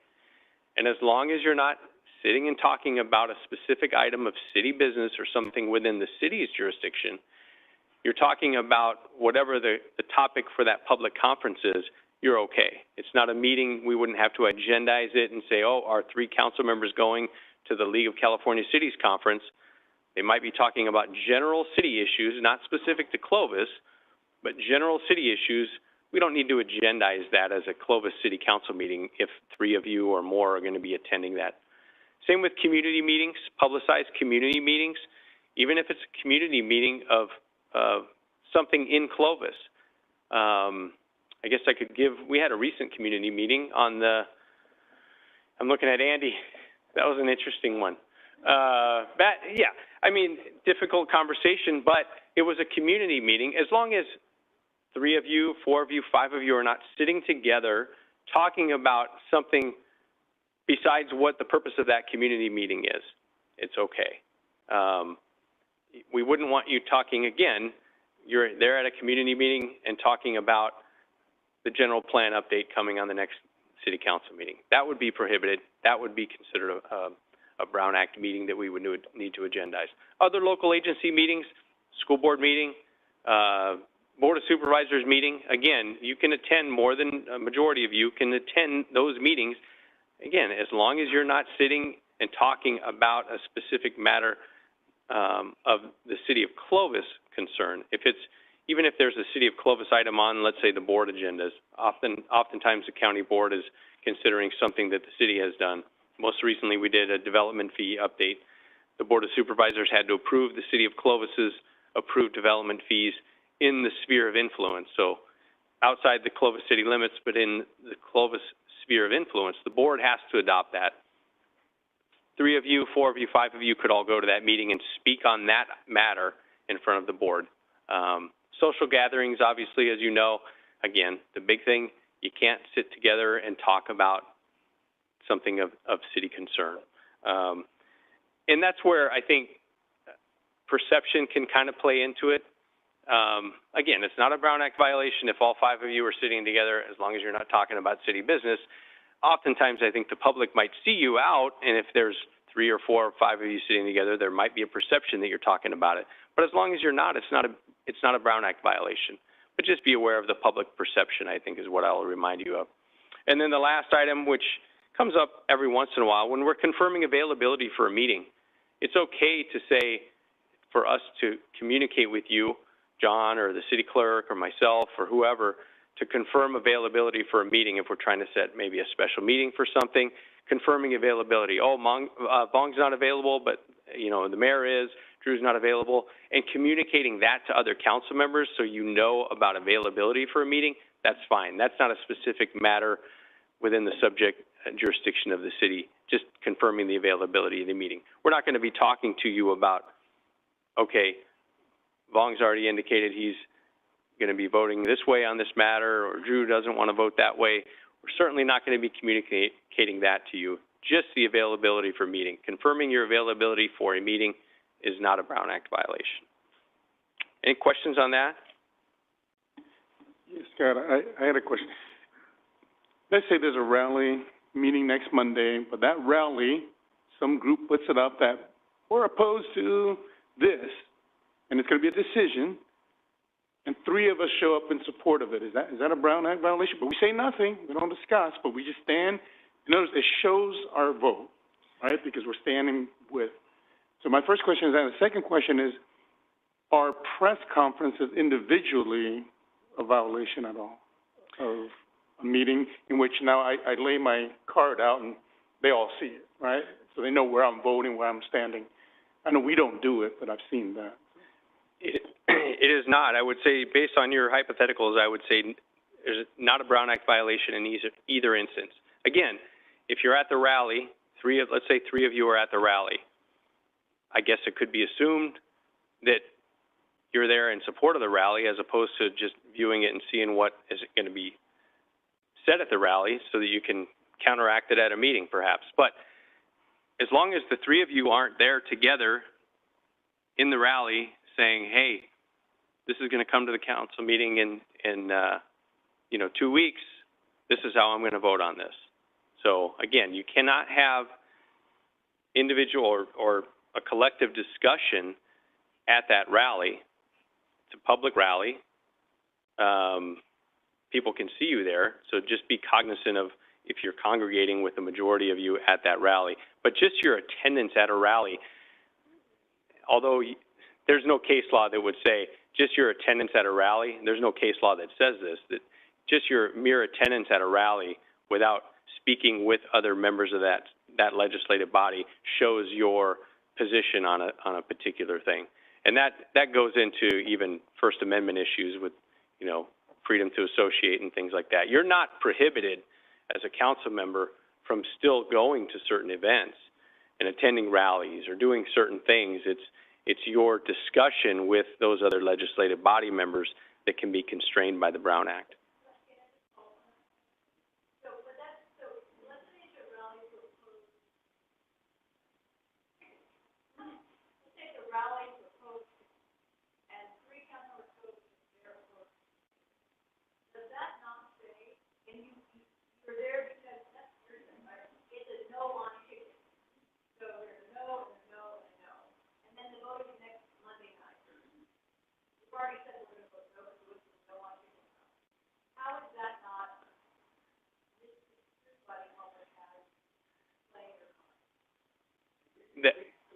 Yeah. I would say, again, public perception is one thing. Speaking, not prohibited. Even if all three of you were to speak against it, it wouldn't be prohibited, and it wouldn't be considered a Brown Act meeting. Probably not the best practice, though, to be speaking at the rally. But again, without speaking, let's take the speaking out of it. Just your mere attendance at the rally, and I certainly understand, I think the vast majority of people would see someone at a rally and say, oh yeah, you're definitely in support of whatever the reason for the rally is. But like I said, you may be at the rally on No on Chickens because you want to understand the other side, so that when you come up here, you're going to be like, I'm in support of yes on chickens, and here's all the reasons the no on chicken people have it wrong. Again, but once you speak at that rally, if you add the speaking and then obviously you indicate what your intended position is at that meeting, that could potentially be problematic. I would say in that context, though, and we've talked about this before, and I can certainly provide some additional stuff, there's a difference between, and the law recognizes a difference between a legislative decision, which is the vast majority of decisions that come before the City Council are legislative decisions, versus quasi-judicial decisions, which there are occasions where quasi-judicial decisions come to you. Could be like a ratification of a CUP. There could be other things that come up where you're acting as a judge, in essence. It's a quasi-judicial thing, as opposed to legislative. In the quasi-judicial realm, that's where you do need to be careful about outside activities or meeting with a potential person who may be appealing something, as opposed to meeting with developers, which developers always want to meet with you and talk about how great their project's going to be. That's a legislative decision. But in a quasi-judicial realm, there could be a fairness issue. And so what we always advise in those instances, if you have met with an opposition group or an appellant on a particular matter, we would ask that you disclose that. And the typical disclosure is, I met with the appellant and heard his side of the story, but I want to, confirm on the record here tonight that I'm going to be considering everything that's at the public hearing here before us tonight. And I haven't made a decision or indicated what my position is on a certain matter before you get to that meeting. Is that kind of a long-winded response to it? But keep in mind, and we can always bring that up too, and remind you that this is if we have an item coming before the council, this is going to be a quasi-judicial proceeding, coming at next month's meeting. So beware, if you are to meet with someone on either side of that issue, you're not prohibited, but we would want to make sure that you're disclosing it and wanting to make sure that you're not making a decision or forming too much of an opinion outside the context of what that public hearing is going to be.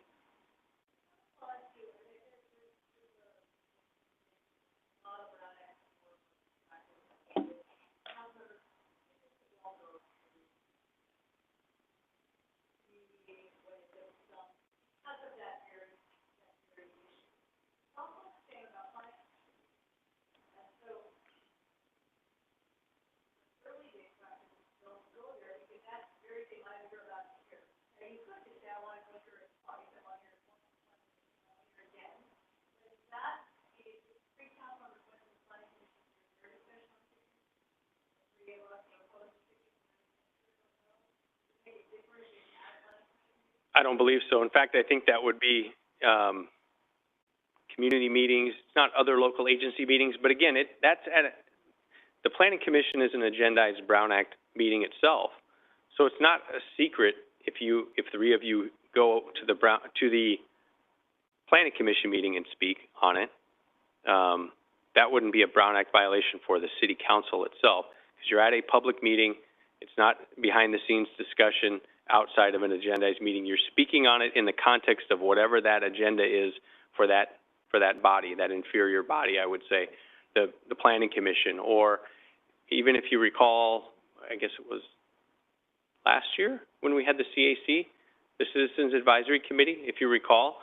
I think I may be mistaken, but I want to say there was at least 3 of you that showed up at one of the meetings just to kind of give introductions, introduce yourself, talk about how you each envision the CAC, what its role was going to be, and how you were hoping to get feedback from the CAC. Same thing, the CAC, the Citizens Advisory Committee, was a Brown Act committee. It didn't have continuing jurisdiction like the Planning Commission. It was set up to be fairly short-term and be an advisory body. But in the context of that agenda that was posted for that committee, you came and spoke, which was fine. All right, I'll keep moving on. It's a good question. So we talked a little bit about serial meeting. Watch out, was that a meeting? That's what we always want to make sure. So most often where agencies get tripped up is, again, I gave the example of 2 council members, okay. But you never know when that third's going to get included. So including the third council member, even if it's not both of you including it, if it's one of you including, then that could be a serial meeting. It's individual contact by less than a quorum, okay, but as soon as you involve the majority of the legislative body, that's where we run afoul of the Brown Act, assuming we didn't do it with an agendized meeting. Serial meetings can happen in the context of text messages, emails, any other form of communication, telephone call back in the day. Maybe you get a 3-way phone call, I don't know. But technology can be used as well for serial meeting as long as it's a quorum or more. Again, not the best practice, but 2 council members having a phone call about an item, not a Brown Act violation, but not the best practice because you never know whether one of them is going to go and talk to a third one. So Brown Act serial meetings, I think you guys have probably seen these slides before. So we have 2 types of serial meetings. The linear or chain meeting, council member A talks to council member B, council member B talks to council member C. A says, hey, I'm going to vote this way. B says, okay, good, I'm going to vote that way too. And then B tells C, A and myself are going to vote this way. Are you on board? Okay, pretty clear that that's a violation. The other one, and the one on the right, is called the hub and spoke. So anybody could be a hub, I guess. The spokes are intended to be the council members. So, I mean, I could be a hub. I would never be a hub for 3 or more of you. And relaying on, hey, I've talked to Lynn, here's how she's going to do it. Vong, what do you think? Typically the hub would be someone who's not a council member. Most examples that we see,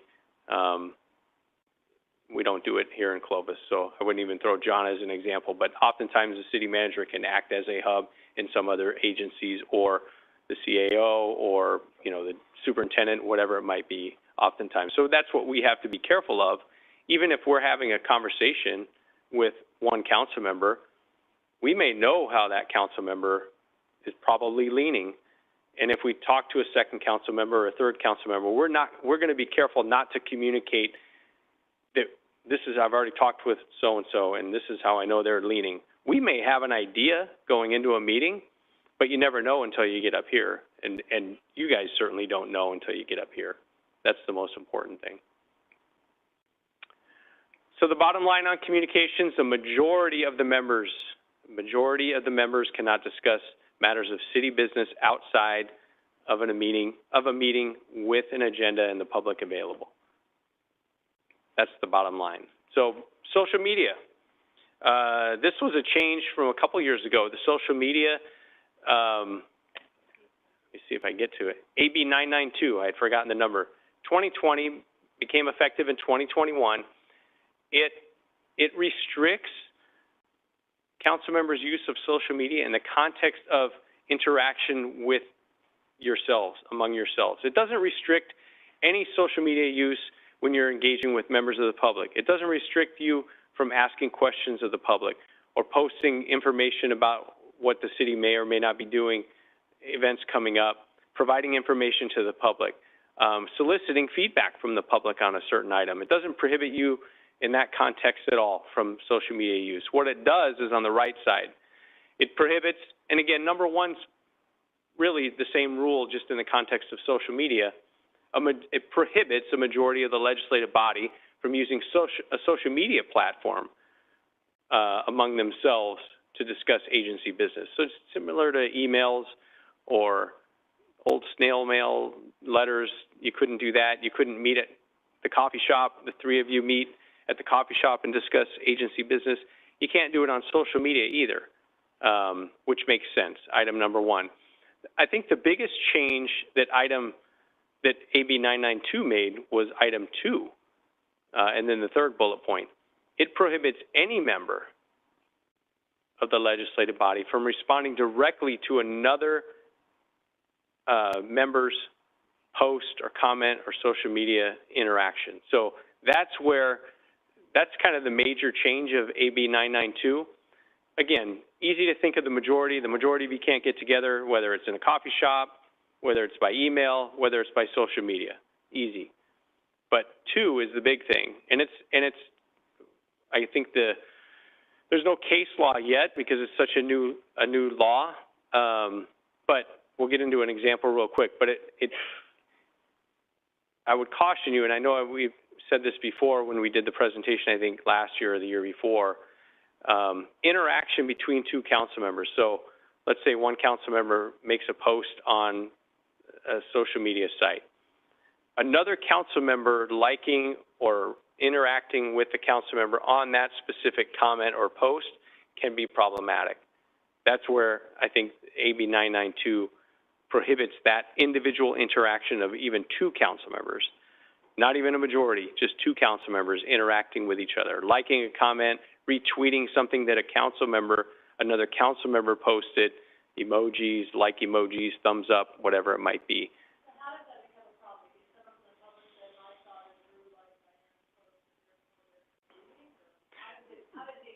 That's right, and it's got to be a specific council member's, one council member specifically commenting or reacting to another council member's post. So we'll get into an example, but that's, I think, Lynn, how it would come up. Right. Correct. Correct. Yes. Good reminder.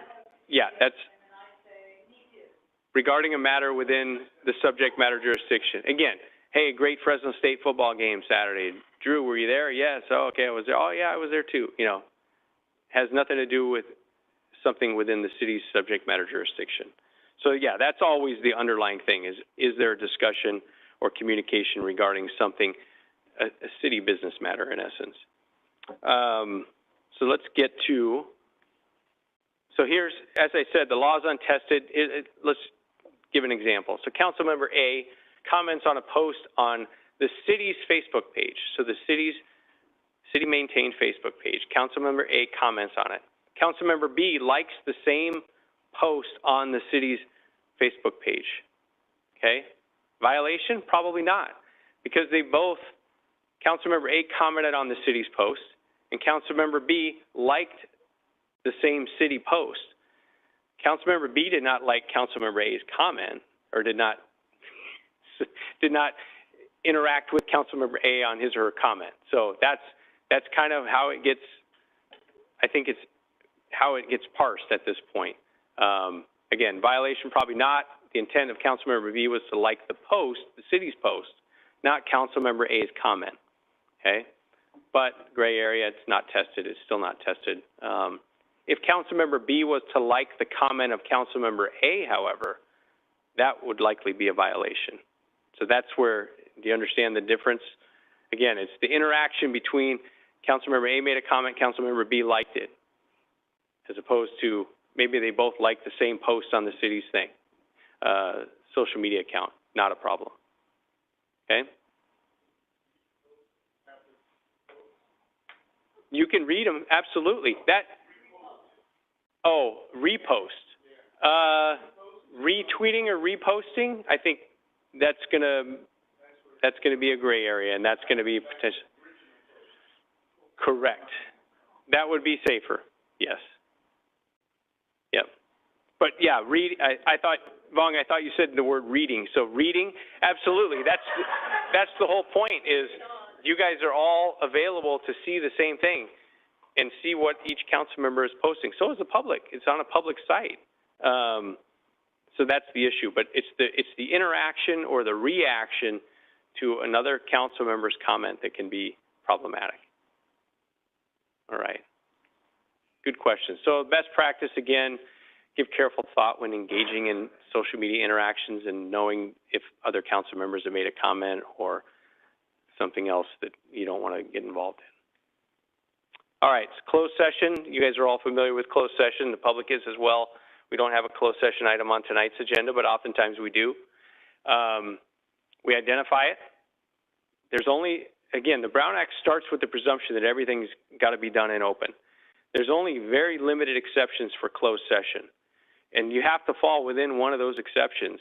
And I don't like to play fast and loose with the Brown Act. So it's got to be pretty clear that it's going to fall within an authorized Brown Act closed session before we're going to put it on the agenda for the council meeting. We identify it on the agenda. We have to announce it in open session as the mayor does. We're going to retire to closed session now on these two items. Here's the two items. Just like any other agenda item, a closed session item, the members of the public are allowed to speak on those closed session items before we go into closed session. And then obviously when we take action, there's certain action. If the council takes certain action in closed session, then we have to report that back out, reconvene into open session and report that out. Most times it may be just getting updates or getting direction or talking strategy on a litigation matter or negotiations. There's no action being taken, so there's nothing to report out. But when there is action taken, we need to report that out.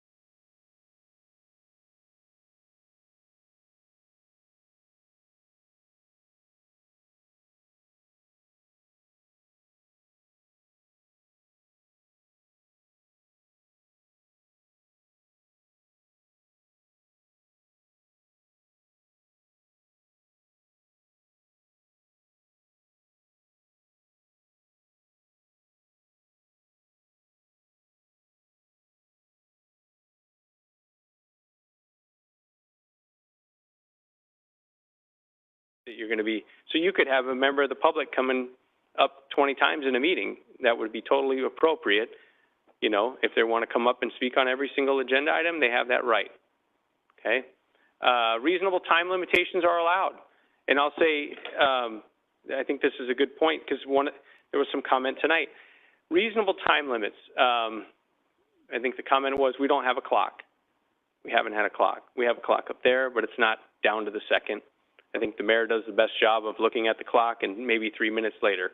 Maybe it went to 8:15 just 2 seconds ago when we looked at it. Again, the Brown Act doesn't require perfection. No one's perfect. I think it's reasonable. And I think if it's brought to our attention that maybe the time is maybe not within 10 seconds or 30 seconds, but maybe a couple of minutes, then maybe we need to look at that. But there can be occasions, obviously, where someone may get asked to wrap up your comments. And I would just say I think even at the meeting last week, if someone says, no, I was timing myself, I think the mayor and we've always done a good job of saying, okay, another 30 seconds, but if you'll start wrapping it up, I think that's appropriate. So again, it doesn't require perfection. We all try and strive to do as best we can and be reasonable with the time limits. If we do get a clock, I think it would certainly be easier, but I'm not suggesting that we're not legally required to have a clock. We can have a clock, yeah. And we can have Carrie or someone else time it, or put it up. I've seen some places that have it right below where the mayor would be, so the member of the public can see, you know, or right up there. Yeah, either way. So.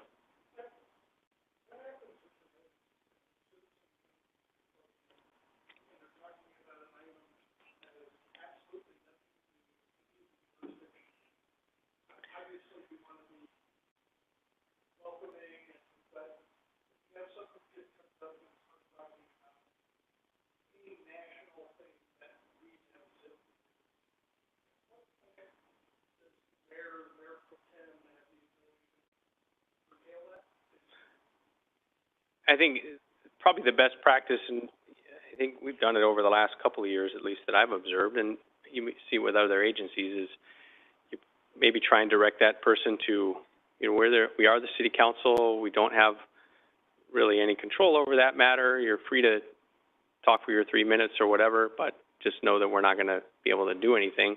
You don't have to try to redirect them. Sometimes it's, as long as they're not disrupting the meeting, and we'll get to disruptions in a minute, but as long as they're not prohibiting you after their 3 minutes or 5 minutes or whatever the reasonable time limit is, if they're not refusing to leave the podium and give up the mic to someone else, best practice is probably just let them have their 3 minutes, thank them, and move on to the next speaker. So.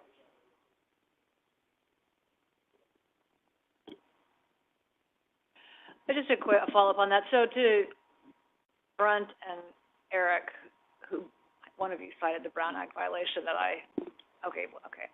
So the assumption there is everyone has to have exactly the same amount of time. And I literally was writing it down based on the clock. I still have my agenda, 8:05, 8:08, 8:11. That's how I did it. Now, did somebody go over a minute? Twice, I can recall, one on either side. But some people just talk for 2 minutes. They didn't need to talk for the whole 3. So I guess I don't think the Brown Act suggests I think the implication was that I chose the ones to let go long, and I just don't.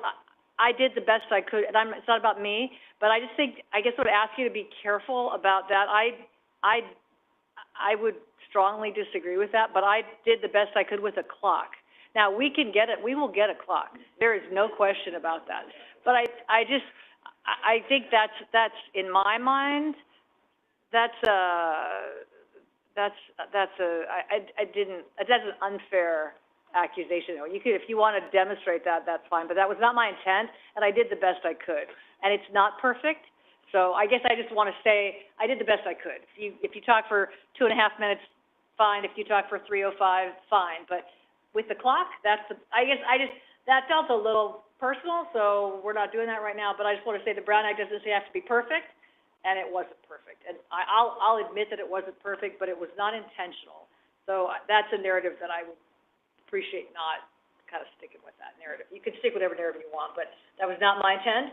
I'm not gonna change Eric's mind for sure, but, it's an unfair narrative, I would say. The Brown Act doesn't say everybody has to have exactly the same amount of time, unless you have a clock. And then as soon as that red light's on, you're done, your mic goes off, and you gotta sit down, and people are gonna keep talking. So I don't know, that's a thing. I mean, I talk over the red light when I go to the Board of Supervisors. Like, I'm not gonna stop talking, I'm gonna keep talking. So I just think we have to be kind of careful, but if the Brown Act doesn't say everybody has to have exactly the same amount of time, then I think we do the best we can with a clock, I guess. Yeah, I think reasonableness is the key, and again, as I said, it doesn't require perfection.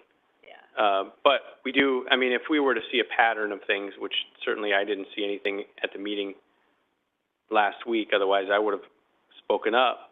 But if it was a pattern of consistently one side getting extra time and the other one getting short time, and I would say, although it's not required, that the members of the public are certainly free to speak up and say, it hasn't been 3 minutes. I'm timing myself. In fact, I know there was a couple of speakers, as I recall, last meeting saying that. No, it hasn't. I've been timing myself, and it hasn't been 3 minutes. And I think you were gracious enough to allow those people to continue on for another 30 seconds or whatever. So, yeah, I mean, we'll just leave it at that. Thank you for bringing it up. I will be more aware, and we'll get a clock. We'll get a clock, and the key is to tie it into the microphone so it actually shuts off. Yeah, I'm all for that. I am all for that. Lights go off, council chamber start. Yeah. Perfect. The Academy Award music. Yeah, exactly. Yeah. Exactly. No, but yeah, that's the difference between having a clock that just has minutes and not seconds. So, yeah. So let's continue on with public comment. So recordings and photography. This issue came up last week. And then even broadcasting is also addressed. So recordings, still photographs, video, broadcasting of meetings is all addressed in the Brown Act, and it's all authorized by anybody in the public or media members, but you don't have to be a certified media member. It could be anyone from the public is free to broadcast or record at a public meeting. There's no reasonable expectation of privacy for people that show up at a public meeting. You're here at a public meeting. What about the element of intimidation, though? Well, so let's talk about that. So that's disruption, and the standard for a disruption is a pretty high bar, as you can imagine.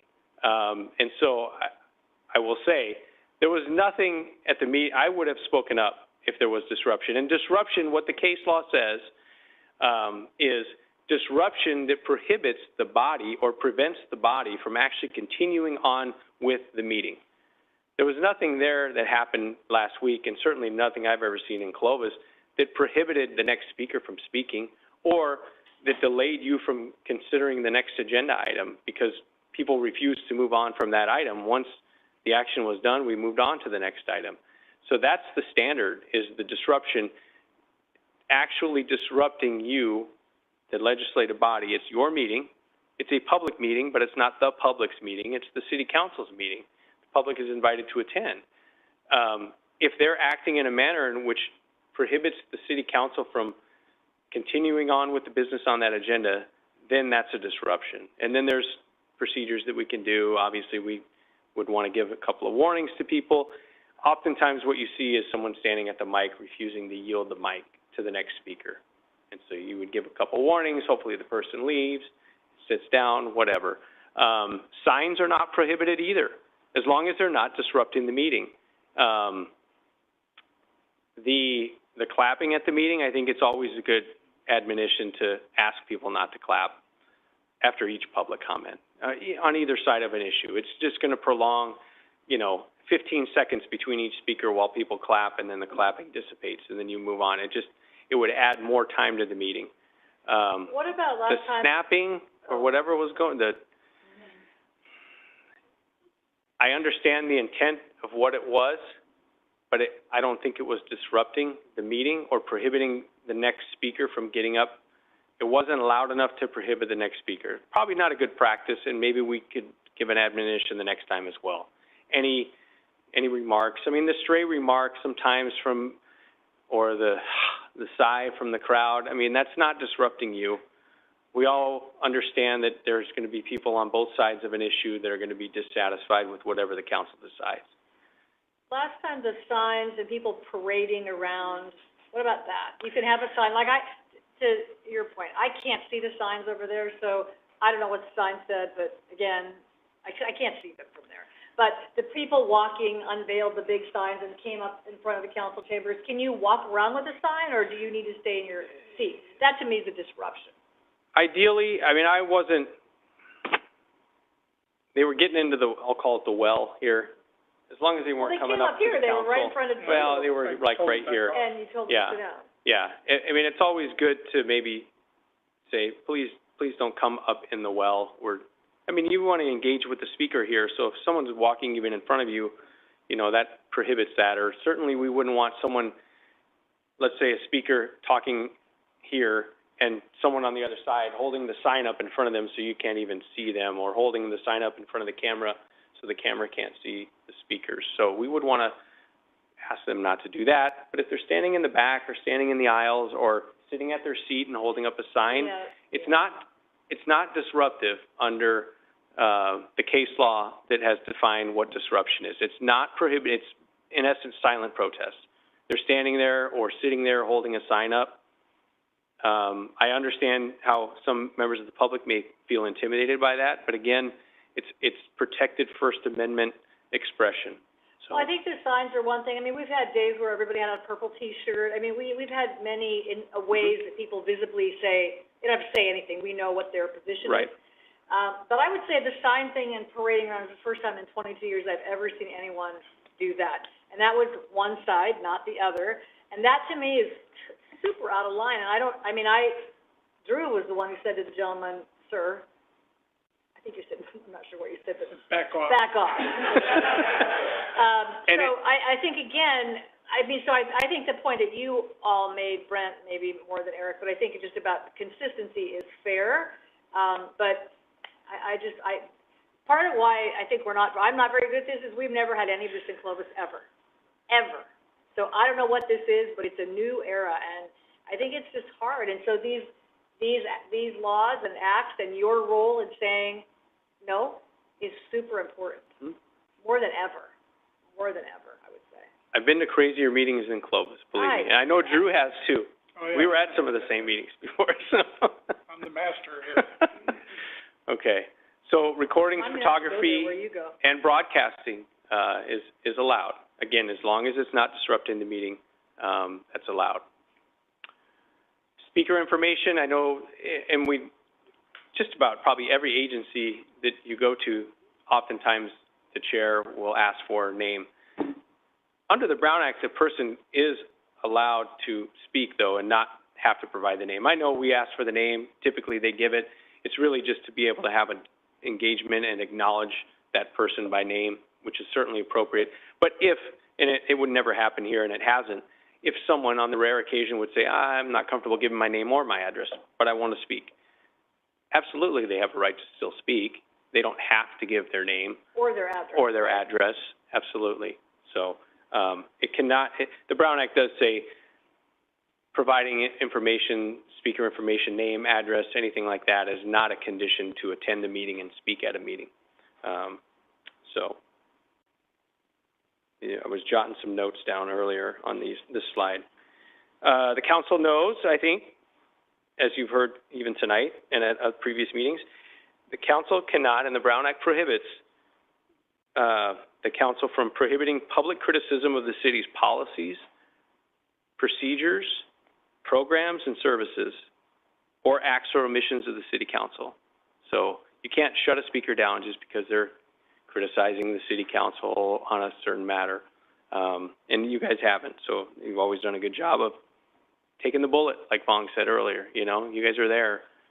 That's what you're there for, to hear comments on both sides. You guys know you're not always going to make everyone happy. There's always going to be someone, pretty much, no matter what the decision is, that's not going to be happy with the decision. That's why you get paid the big bucks, right? That's it.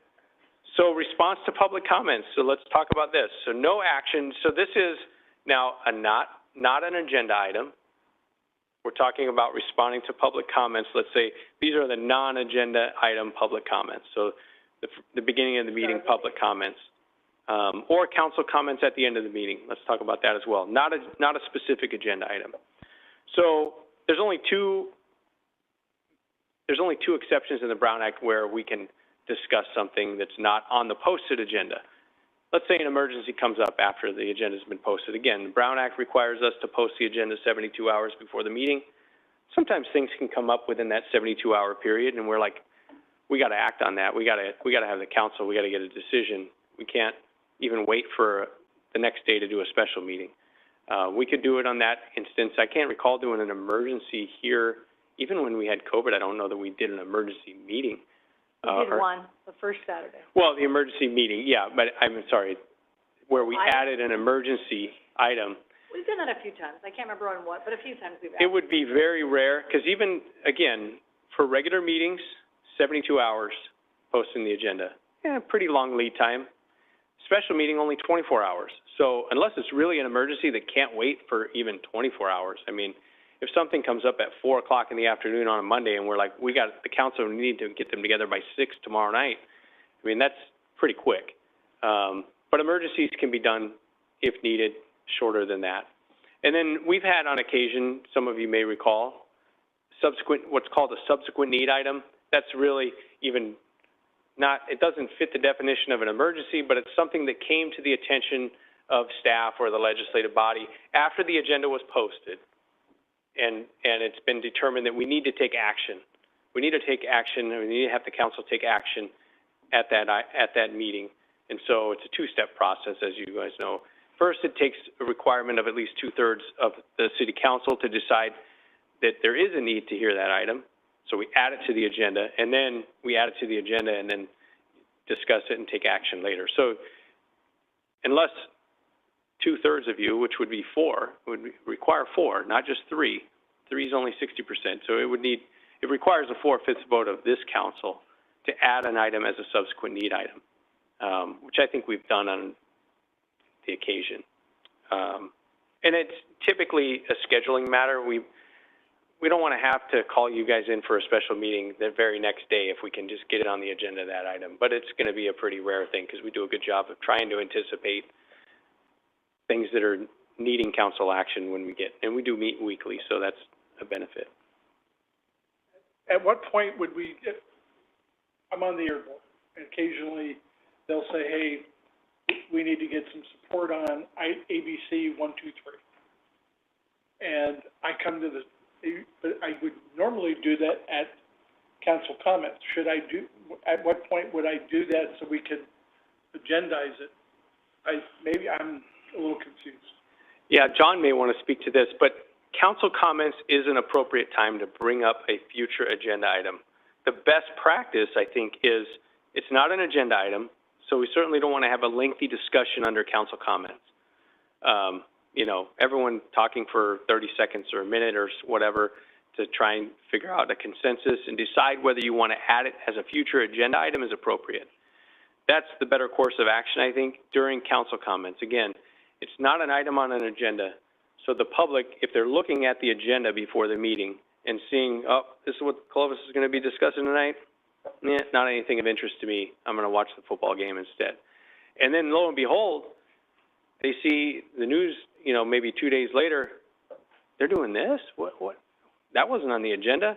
So the better practice is council comments, raise it to the other council members, and then bring it back as a future agenda item so we can agendize it, maybe have a staff report, and then, you know, the public can participate.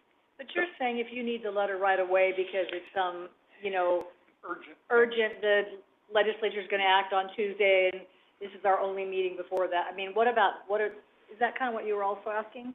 Yeah. So you're talking about, we wouldn't even have time to bring it out back at the next city council meeting a week later. Right.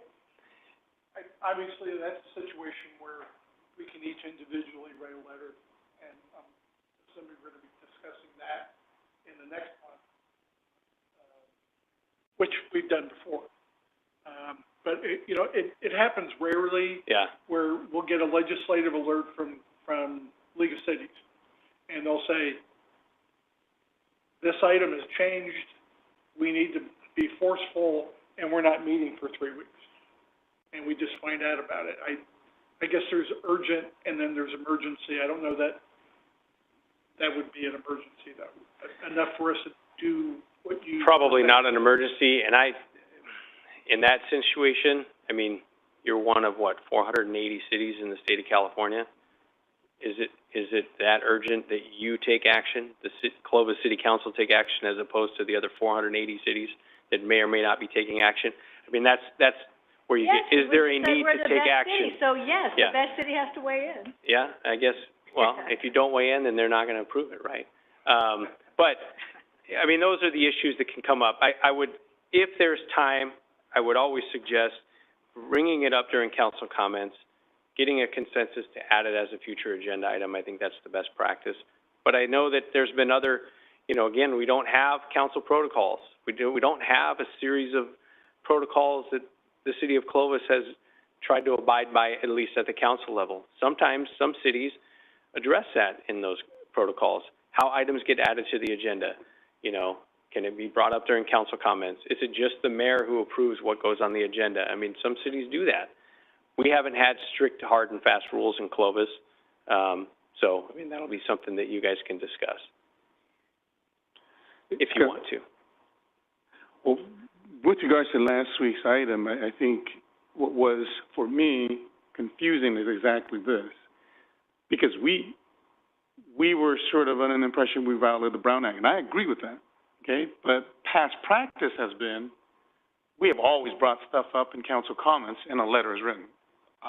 So that's why when it came back as an agenda, it was confusing. I like this much more because this is clean and the public knows.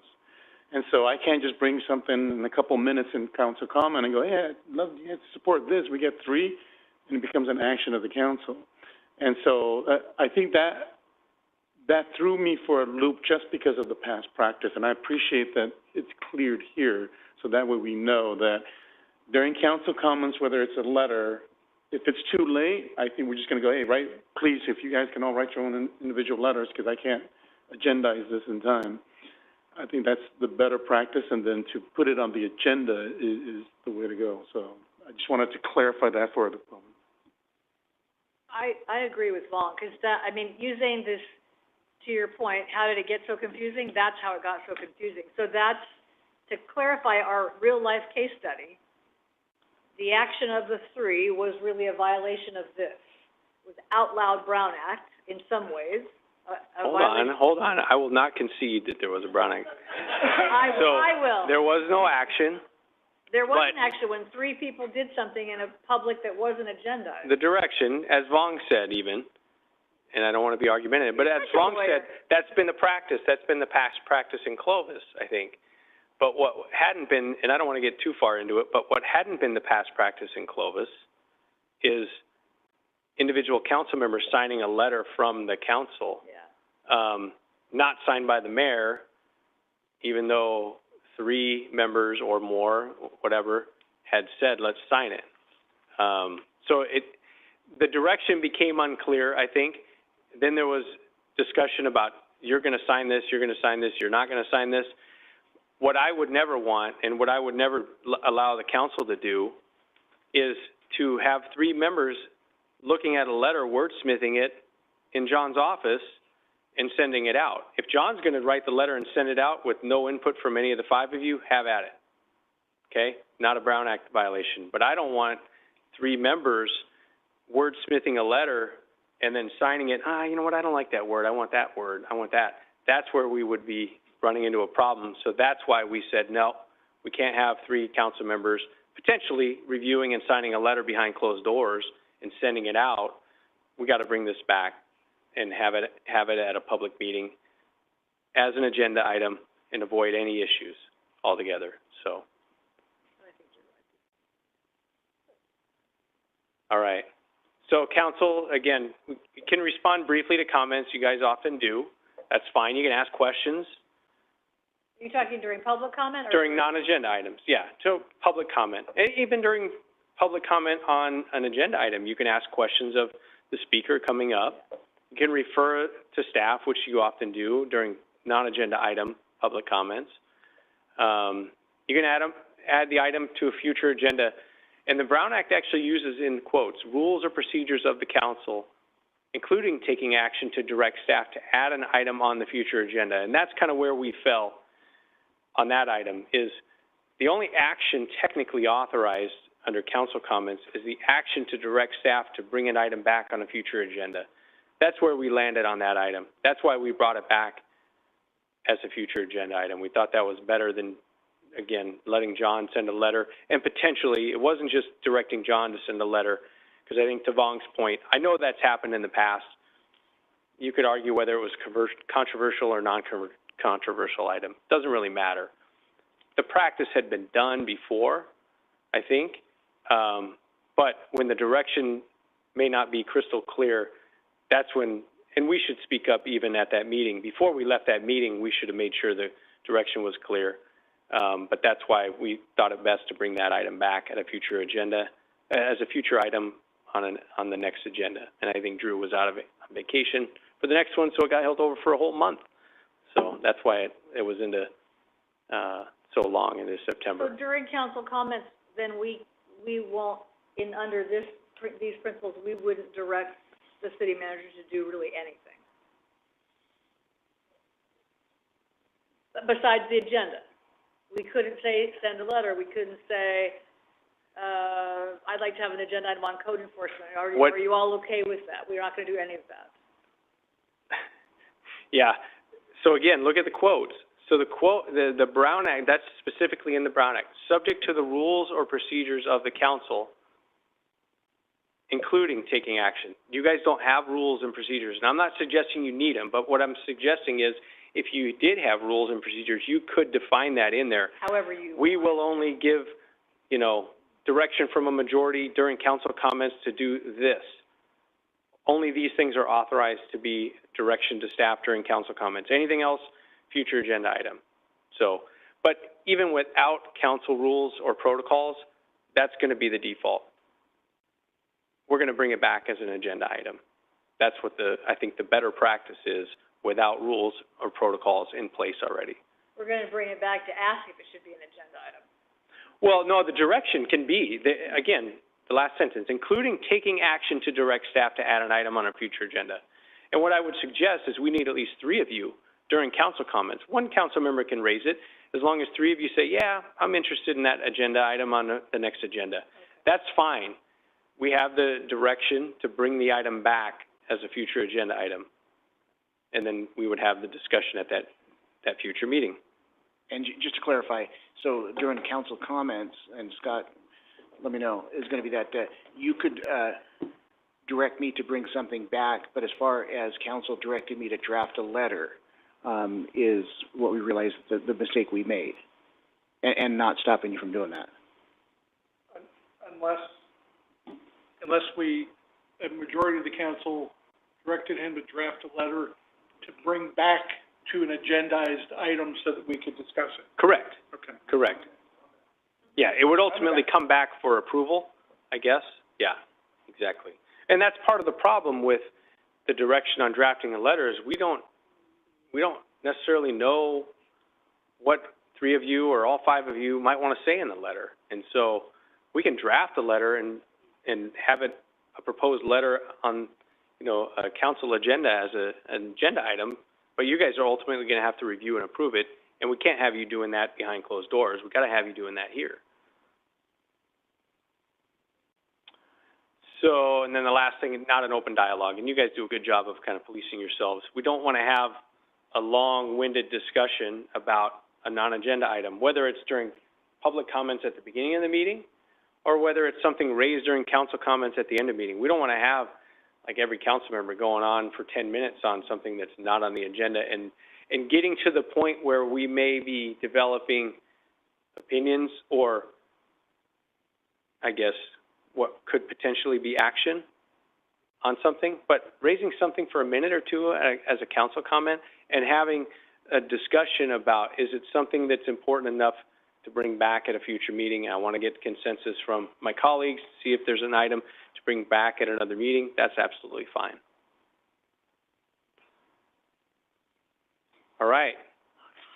Brown Act's done. California Public Records Act, quickly.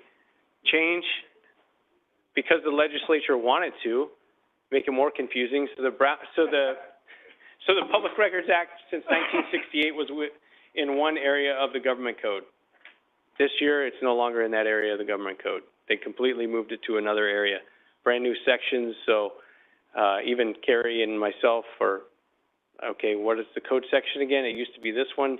What's the counterpart now? Where is it? So just to add some interesting stuff to everyone's lives. So it's been reorganized and moved, but really no substantive changes other than just moving it. So what are public records? I mean, we start similar to the Brown Act, where you start with anything.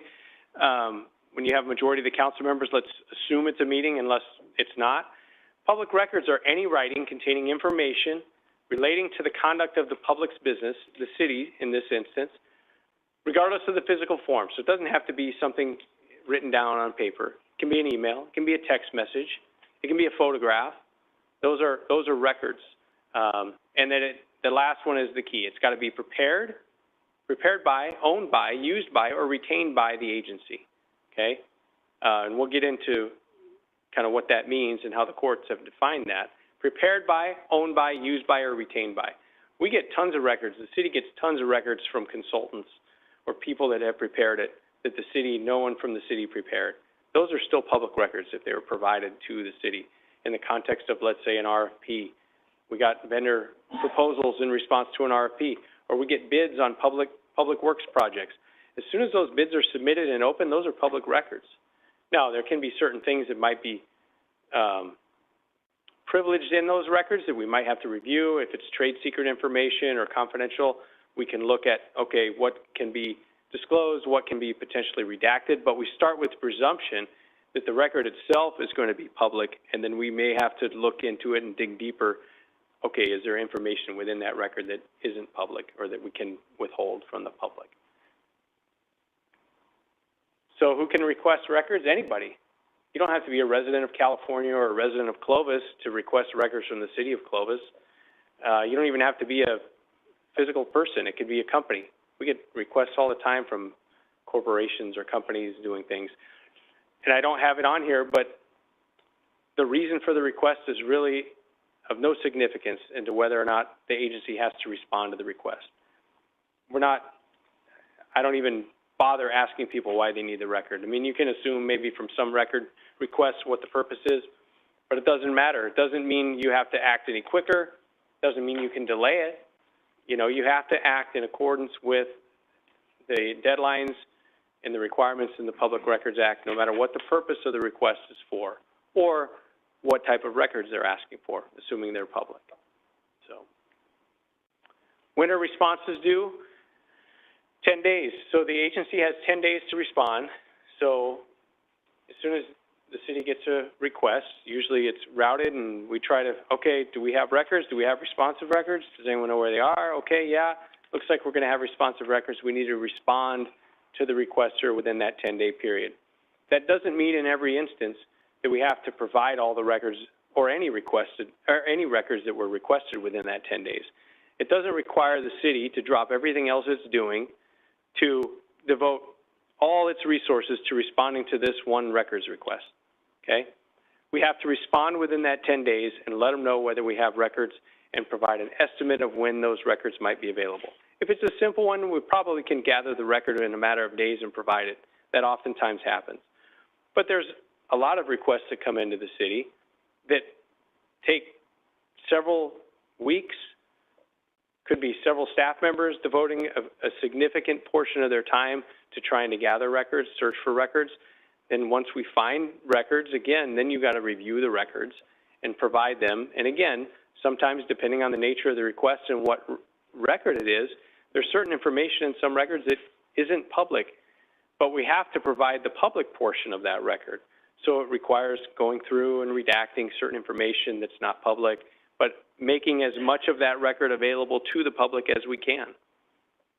In limited circumstances, the last bullet point, you can ask for another 14 days. That's if you don't know in the first 10 days whether or not they're requesting a record. You got to find something to see if it's in existence. That's pretty rare that we would utilize that unless it's a voluminous request that's going to require at least some initial searching and gathering of records to see whether we even have responsive records. That would be when we would use it. But again, we don't want to delay any response beyond 10 days. We have to respond within that 10 days. But again, that doesn't require us to produce every single record within that 10 days, but we need to provide them with an estimate amount of time, and we need to act reasonably diligently in trying to locate records. We can't just put it on the back burner and forget about it. Oh, 6 months later, we'll get to it. So it's kind of that, I give two examples. We're not going to leave it sitting there for 6 months and not respond. But, like I said, John's not going to devote resources from an entire department. Everybody forget all the stuff you're doing and let's find all these records. The agency is not required to do that either. Several exemptions. These are just some. There's probably 30 exemptions, specific exemptions in the PRA. Drafts of documents are not public records if they're not normally kept in the regular course of the city's business. Attorney-client privilege obviously is not. Records prepared in anticipation of pending litigation are not. Public contract documents are not until the public contract is awarded. So oftentimes these are not sealed bids now. So sealed bids submitted for public works projects, as soon as those bids are open, they're public. That's it. They're public the minute those things are open. But oftentimes we're doing requests for proposals from vendors on certain things. Those proposals, in those contexts, the city is not required to only award to the lowest bidder, like with the sealed bids. You got to award to the lowest bidder as long as they're responsible and responsive. They get it. There's no negotiation. The low bid gets it. But in the context of RFPs for some things, supplies, equipment, services, there can be negotiations with vendors after the proposals are submitted. So what the what the Public Records Act authorizes is those proposals are not yet public until the negotiations with the selected vendor are complete and the contract is approved. So after that, we often get requests after the proposal's been awarded or after the contract's been awarded. Hey, I want to see where we ranked. I want to see we were one of the proposers. We didn't get it. I want to see what the other proposal said. So we're required to provide that. That's a public record. Again, oftentimes we get some vendors that are like, oh, you can't produce that. That whole thing is trade secret, confidential. No, it's not. Some of it may be. We'll look through it, but the proposal, by and large, is largely going to be a public record that we need to provide. Official information privilege, that's like employees' date of birth, private cell phone, private addresses, things like that. That's not public records. Of course, employee salary, their department, that's public, but home information and private information is still not subject to the Public Records Act, even for a public employee. Public interest catch-all, we don't typically like to use that. That's weighing the public interest in non-disclosure outweighs the public interest in disclosure. We don't like to do the balancing catch-all. Unless there's a specific exemption that we can fall within, it's pretty clear-cut. We typically don't try and push the envelope. Personnel records is another one. That's a big one. Confidential personnel records are exempt from the PRA. So oftentimes, if people are asking something that could be contained in a personnel file, we're not going to produce the personnel record, but if it's information that might be on another document that we can provide, then we could. So some of the exceptions. Let's see, City of San Jose. So big Supreme Court case from almost 6 years ago now. This dealt with, we talked before about emails, old letters, those are all Public Records Act. Text messages, emails from private devices. That's what this case decided. The California Supreme Court decided that in the context, so the City of San Jose, I believe, my recollection is they got a California Public Records Act request, someone on a development project wanted any and all text messages, emails from council members with this particular developer. The city gave a bunch of records in response and said, we're done, that's it, we're not giving anything else. And the requester said, well, what about emails from any private devices? of the council members, and the city took the position, well, no, they're private devices, it's not a city-issued device, we're not going to provide that. Went all the way up to the California Supreme Court. What the California Supreme Court said is, even private devices, so your private cell phone, your private computer, not hooked to the city's, main whatever, if you're doing city business from that private device, it is a public record. And so you can be asked to turn it over. What the court didn't define is the manner in which the council member, or if a city employee is using a private device, how they're supposed to turn that over. So the city has a technology use policy that suggests, I guess, that city business be done on city-issued devices or the city's computer. If you're complying with the city's technology use policy, that's fine. Everything's going to be on the city's, in the city's domain, so to speak. But on the occasion that you might be using your personal device, if you're doing city business and you don't forward it to your city email account or print a copy out and give it to John to put in some file somewhere, you may be asked to look through your personal device and confirm whether or not you have public records in response to a records request. You're not required to turn over your phone to the police or to me or to John or anybody else to search it, but you're required under the case decision in that case and our policy, the city's policy, to at least search your own device or confirm that I never do city business on this phone. You still have to confirm whether or not either you don't have city records, you don't, or you've searched and you don't have city records, or you've searched and now you do and here they are. So that's what that case holds, is that even private devices of city employees and city council members can, if you're communicating on things of the city's business on that private device, that could be a public record.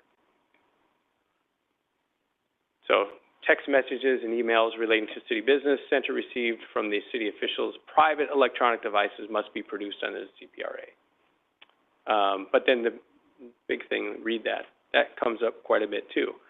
And this works both ways. The second one, communications that are primarily personal, containing no more than just an incidental mention of agency business, generally do not constitute a public record.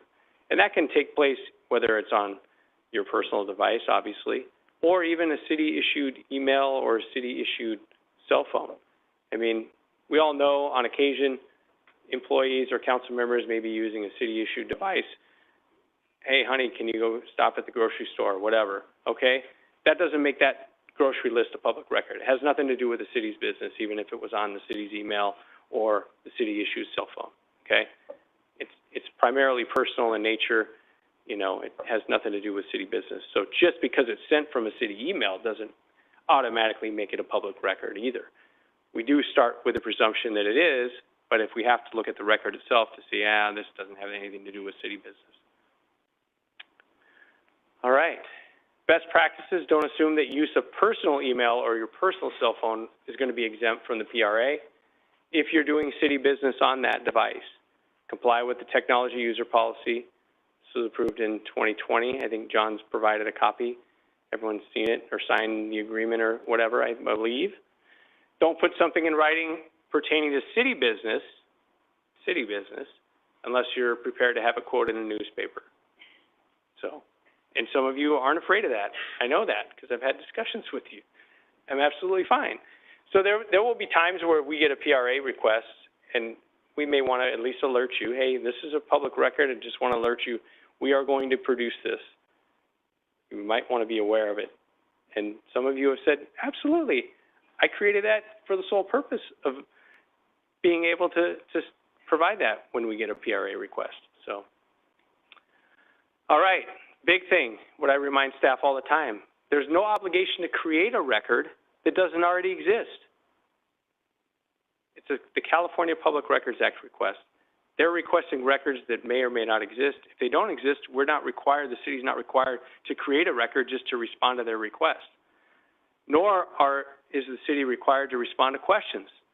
This isn't like a deposition or interrogatories where someone might pose a list of questions to the city.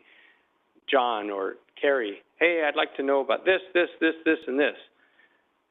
If a record exists, we'll produce it, but we're not required legally under the Public Records Act to respond to questions. Sometimes, in the rare case, it may be easier to create a record, a summary, than searching for, days or weeks on end to gather up the records that might all be responsive. We may ask the requester, look, and you're required to seek clarification from the requester if it's not clear. In some instances, it might make more sense if staff's okay to create a summary rather than spending all this time to go search for records. We can do that, but we're not obligated to. So, all right, that's it for the PRA. Any questions? Ethics. Say you're getting close to the 2-hour AB 1, 2, 3, 4. A lot of good You're questions. Welcome. Okay, we can run through this. No, wait, can you just talk it, because we could do our 2-hour thing, it'd be good. You guys can get certificates if we get there. Exactly, my point. Okay, well, I haven't covered Don't every stop topic. now. I haven't covered every topic. No participation in the making of or using influence on a government decision that has a reasonably foreseeable material financial effect on either yourself or an immediate member of your family. And that's like first generation stuff. Child, spouse, nieces, nephews, aunts, uncles, that sort of thing. The key, and this came up, I think, Vong, you had asked a question, I think, a couple of meetings ago about the LMD. The second bullet point, it's something that does not apply where the effect is not distinguishable from the effect upon the public generally. And the financial effect can be either positive or negative. You're prohibited in that instance from participating whether it's got a negative effect or a positive effect. Doesn't matter. It's a material, a financial effect. So there's 5 interests that we go through. There's 5 potential financial interests that are the subject of, and this is the other PRA. Sorry, the printing is so small. The Political Reform Act. So business entity, and that can be an investment in a business entity that meets the materiality threshold.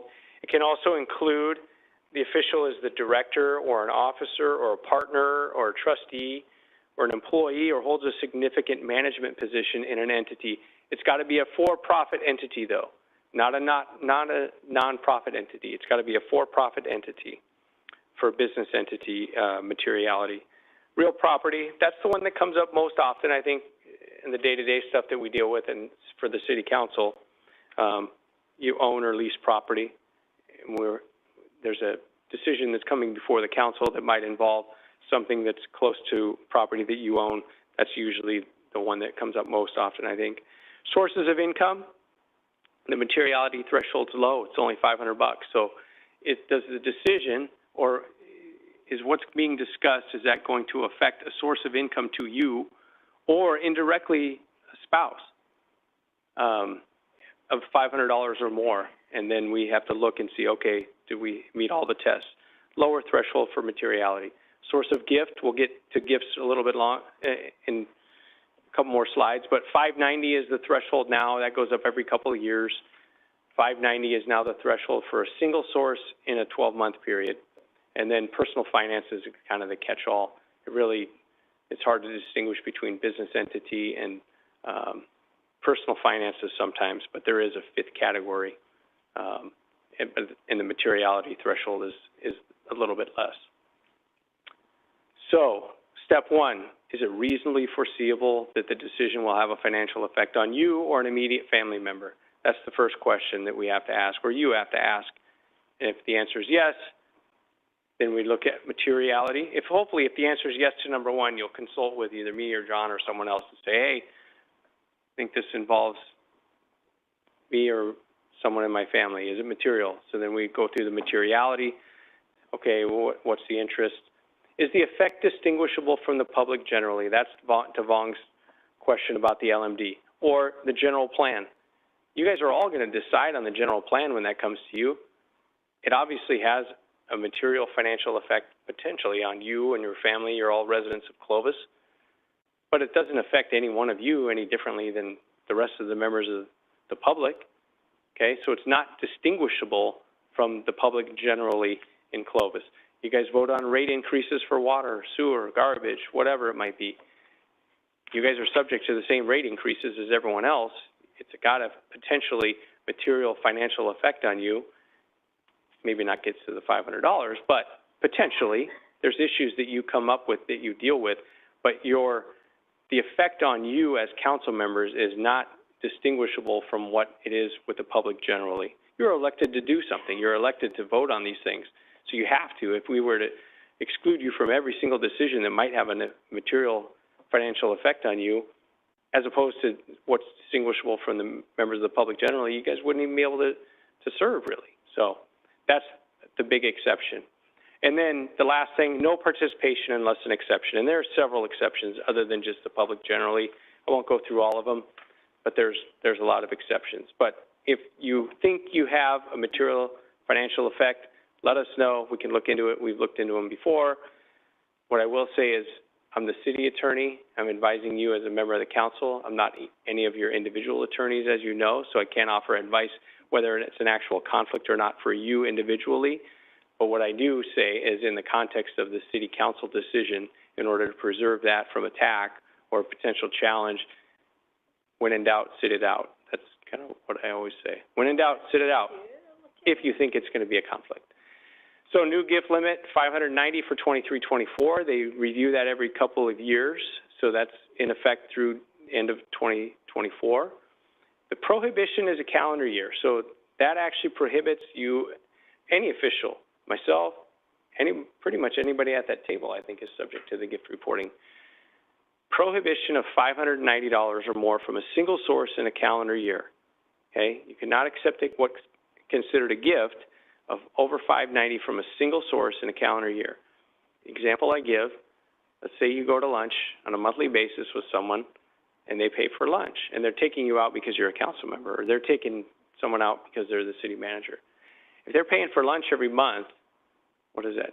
$50 times 12. That last month, you better pay for that last lunch, okay? Because you're going to trip over the $590 from a single source in a calendar year. So, or pay for one of the lunches in February or March or whatever. So you never get there. But the prohibition is $590 in a calendar year. The disqualification, think of back to the couple previous slides, the materiality threshold is the decision involving the source of a gift to you as the official. And that is $590 in the preceding 12, more than $590 in the preceding 12 months. Because again, the $590 prohibition calendar year, you could get a $590 gift from someone on December 31st and another one on January 1st. Not prohibited, 2 separate calendar years. But if you're going to make a decision involving that person in March, you're prohibited because you've accepted more than $590 in the last 12 months. It's a 12-month look back. And it's also a 3-month look forward on that. So just 2 different standards, but if anything ever comes up, obviously reach out to John or myself and we'll walk you through it. Gift limit increase $590, prohibited from receiving, we kind of reviewed that.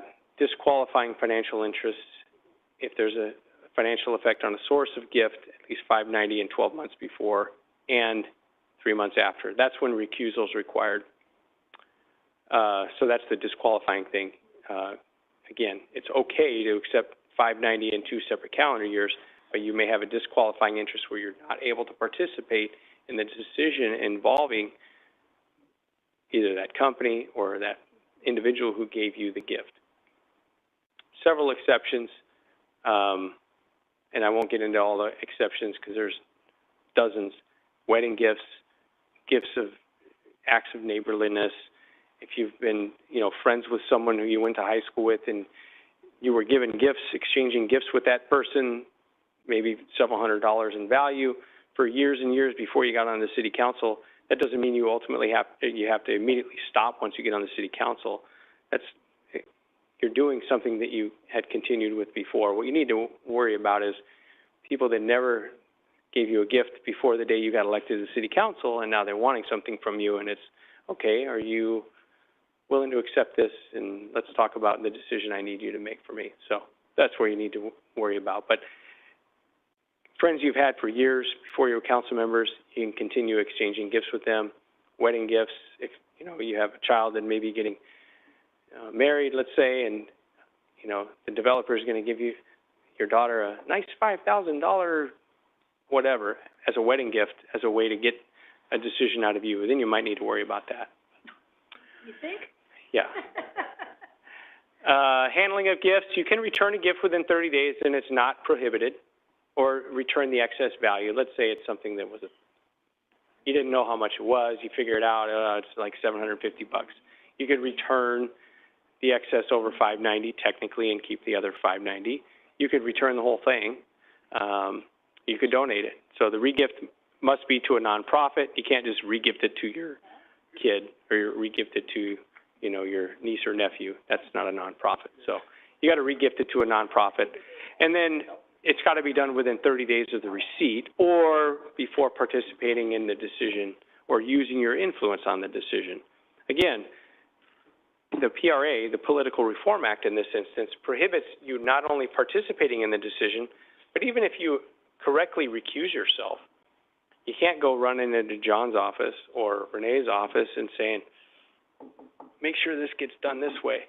I didn't participate in the vote, but do it this way. You're using your influence in that instance, which is also prohibited. Whether you're using your influence or participating and actually taking a vote and making a decision, it's prohibited.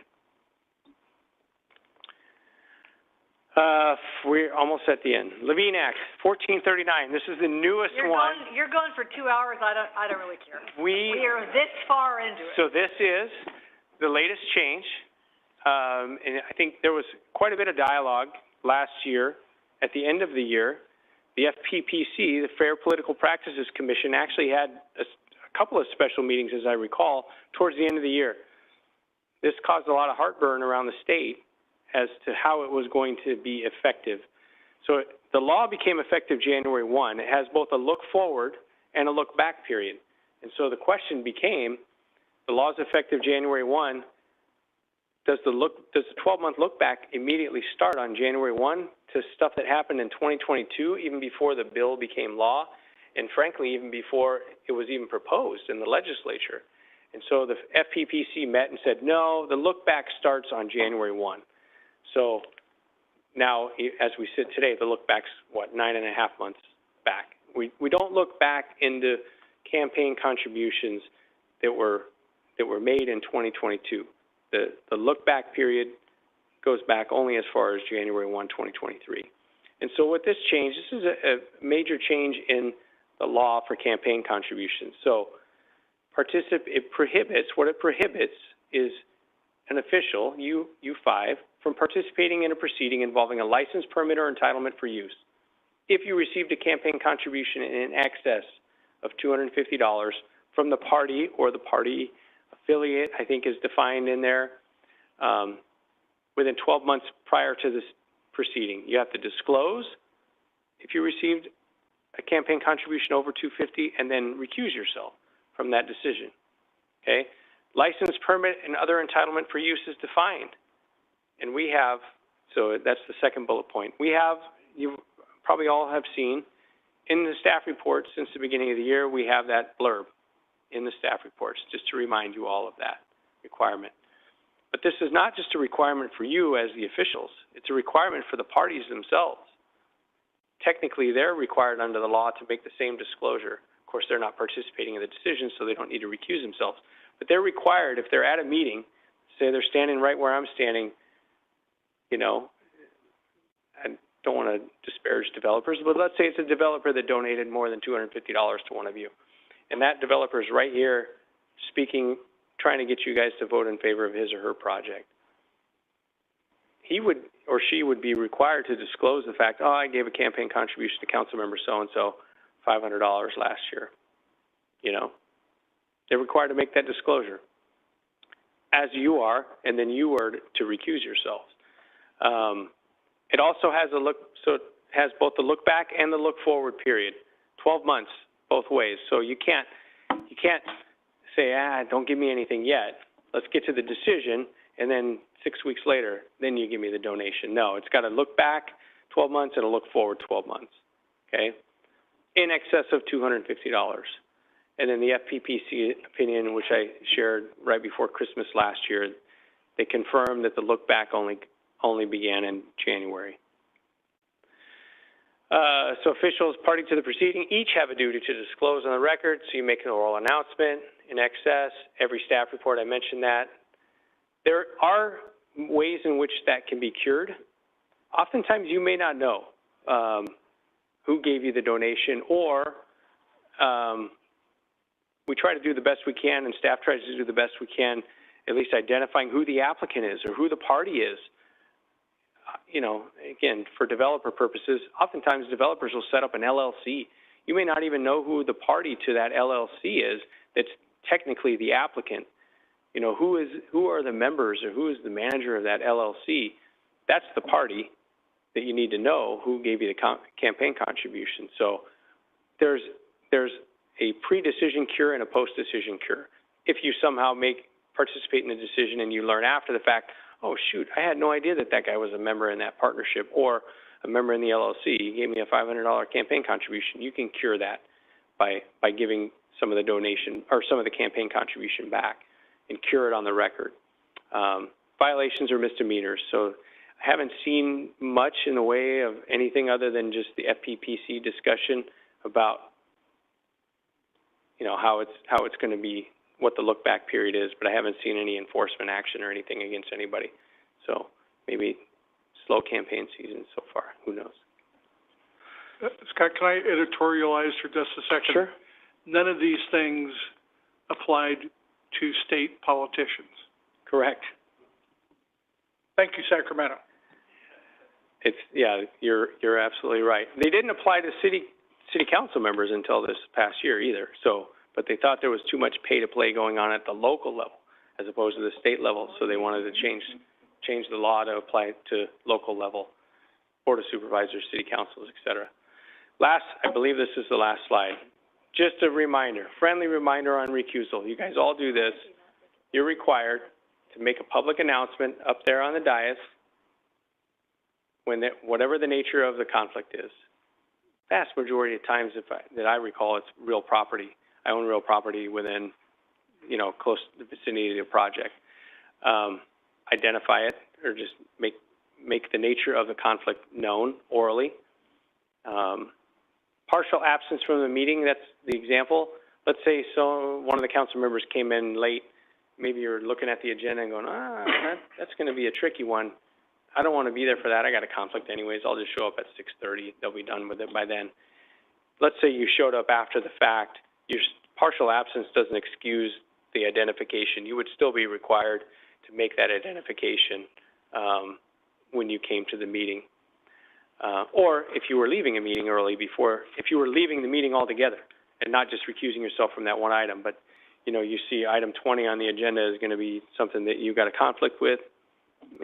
After item 10, you want to go home and watch the football game. I'm going to leave the meeting. You still should make that announcement before you leave the meeting. By the way, I'm going to be leaving the meeting tonight. I do have a conflict on item 20. I won't be participating in that item. Recusal requires you to leave the room unless the item's on consent, and we've had that come up several times. You're allowed to remain up on the dais if the item is on consent. You make the disclosure on the record, as you all do. You sit up there. The vote is taken separately. You don't comment on the item. And then you're good to go. You stay up there. The idea is the consent is pretty routine. You're not required to go through the formality of getting up, leaving the room, and then coming back. Could be a matter of 10 seconds later. So as long as you're not participating in the discussion or the decision, you don't participate in the vote on that item, you're okay. And then finally, you can leave the dais if you want. Come and speak here as a member of the public.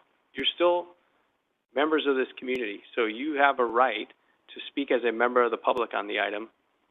You're not participating in the decision, so you wouldn't speak here and then go back up there. You're allowed to speak here and sit out here. You're a member of the public at that point. So, all right. Any questions? I believe that's it. Yes, questions. When did I start? Who kept the clock? Nobody cut me off after 3 minutes, okay. All right, any other questions?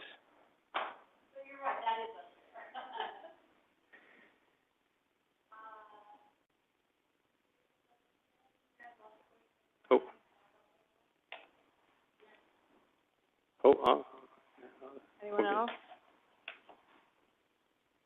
Public? Comment? Questions?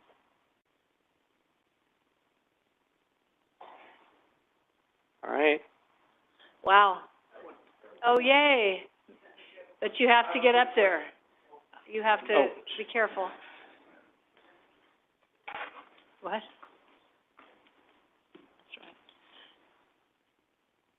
Malcolm Gibson, Clovis. Just a quick question. Is there a cost? And I asked for public records, what is the cost? And I asked this question because as a longtime newspaper editor, and there were communities that made the cost so prohibitive, and the courts get involved in all sorts of that, but it's difficult to do that. So is there a routine charge, a regular charge for that, for public records? Please. No. That's it. And thank you very much. Yeah, absolutely. So the city is only allowed to charge The actual cost of duplication.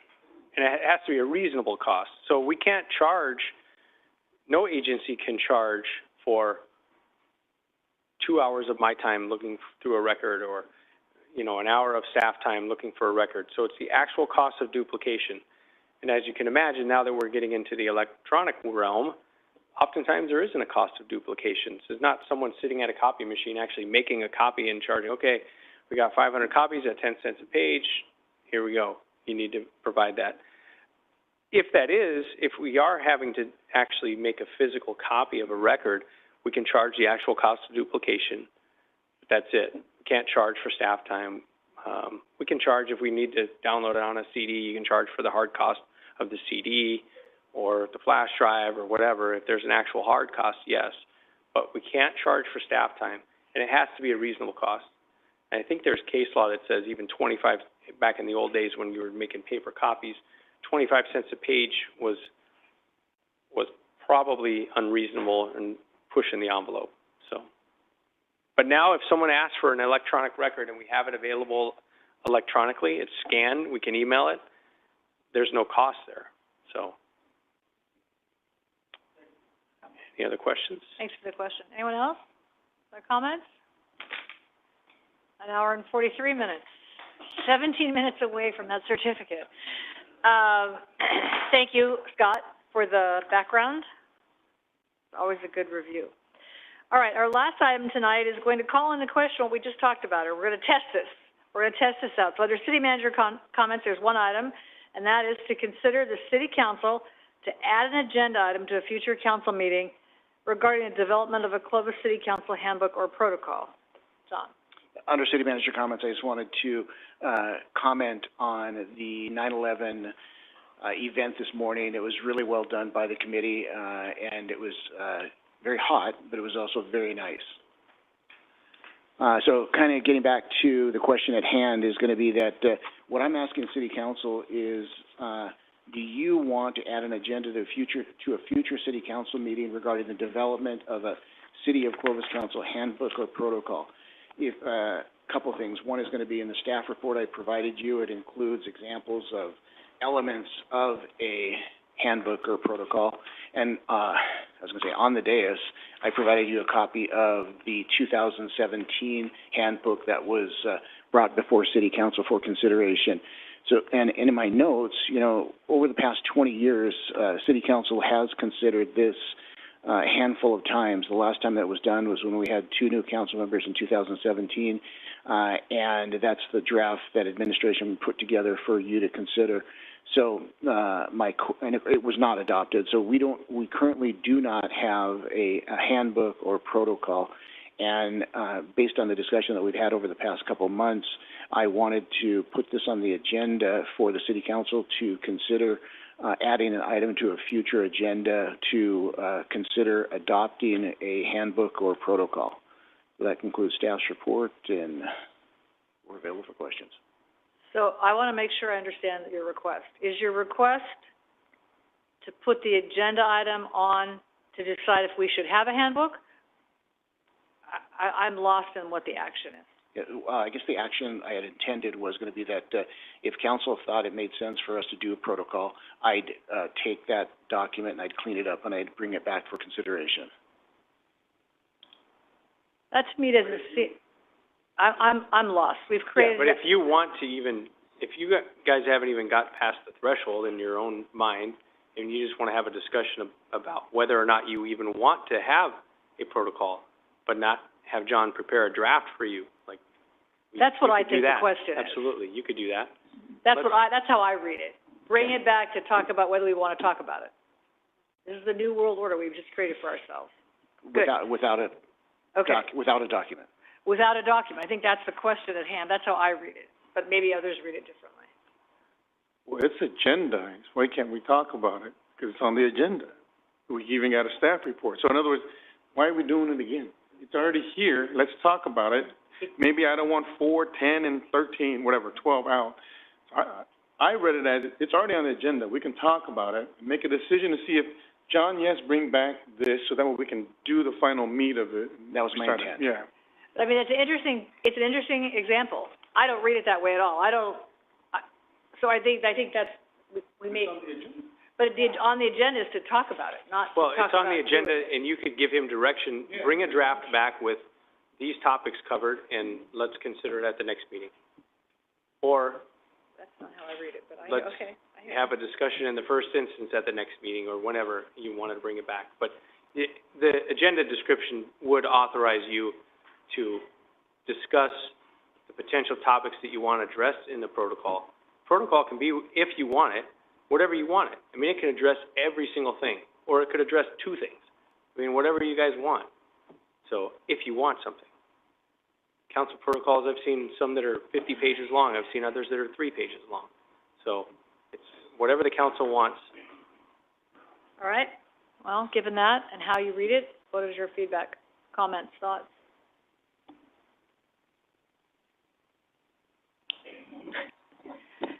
I think it would be incredibly helpful, so I would be fully supportive of either having the discussion right now and identifying what we want to be agendized as that part, or at least having the conversation as a future agenda item, because I know that was one of the first questions I had when I met with our city manager after being elected was, okay, what are the policies, what are the protocols? And being told we actually don't have any written down was very frustrating, really, because I didn't even know how to come in and be a functioning council member.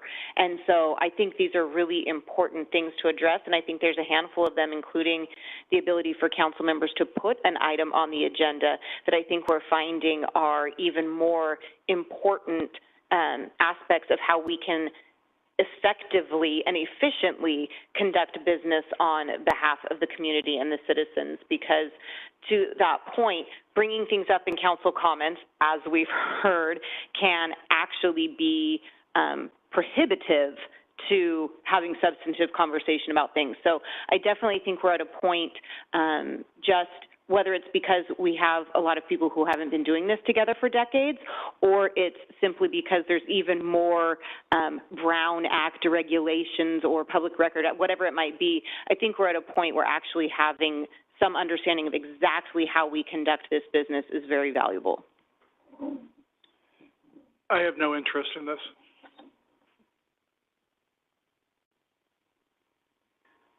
My only interest is on sort of the processes like development of an agenda. How does something get on the agenda? Let's iron that out, get it down in a process, sort of the decision-making process. I have no interest in conduct stuff and regulating, you know, how you behave, how I behave, and even logos, all that. I just want to know what is the process for ordinance resolution, developing the agenda, and you know, even committees, like how do we set those committees? Is it always just mayor pro tem and then next, and how we vote on people who we appoint? I like those to be more concrete, so that way new members can understand why it's there instead of, oh, this is a past practice.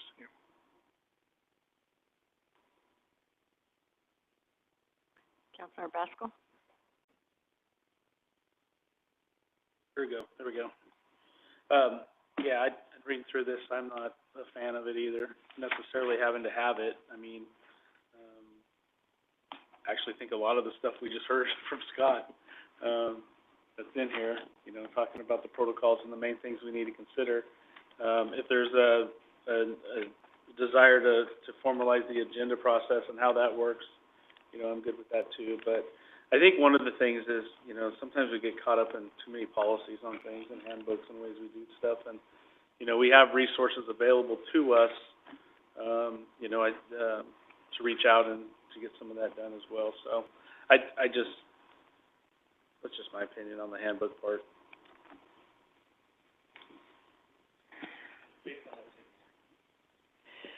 Well, so I think what's in here is just facts about the treasurer and how to have a meeting. And I mean, this to me doesn't describe anybody's, I don't think this answers any of your questions. I mean, I think John, might have given this to you when you started. So, I mean, this has a whole bunch of how we have meetings and we have group health insurance, that's great. And so this to me doesn't, I don't know, like, this is fine, this is probably fine.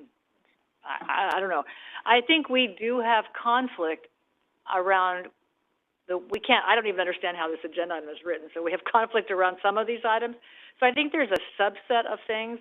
I think how we use the city logo needs to be revisited. I think it's a huge problem, so I think that's a thing. How we get on the agenda so we don't end up in language that reads like this. To me, this is a circle. I mean, you read it differently, but so I think how we do that, I think that's probably a thing. Short of that, I think that's about it. I mean, I don't have an interest in behavior. I don't even have an interest in committees, because our committees we don't have, if we had a whole set of a housing committee of our own and a parks committee of our own, that would be one thing, but every committee we have is a prescribed committee by someone else mostly, with the exception of the joint school subcommittee. But everything else is, this is for the mayor and this is for the blah, blah, blah. So that doesn't appeal to me. So I guess I'd be interested in a smaller scope of the things that have created conflict, maybe that are most confusing for new council members. We're never going to have a council again that has been together for 25 years. That is never going to happen as long as we live, anybody. So I do think we probably should write some of that down. So I'd be interested in a narrower list of kind of accepted protocol, but I think this is, people can read this, there's nothing in that. I think that's fine, but I think we should agree on the logo and the brand and how do you use them. That got us into trouble. We've already done social media because we have a policy, so that's a thing. But if there's questions on the agenda, I'd be fine with that. I mean, that's all. I'm not interested in a full-blown handbook at this point. I just want to ask Councilman Bessinger if you had any interest with regards to some of the things, with regards to, you know, agenda, getting things on the agenda, not conduct stuff, but The limited items you talked about, I'm open to. I just want to make sure. So I don't know how to do this now because I don't know, what you must want a motion, I guess. So you want a motion to do what? To bring back, whatever the motion is? Based on the direction I received tonight. Oh, you don't get direction anymore, you just get a motion. No direction.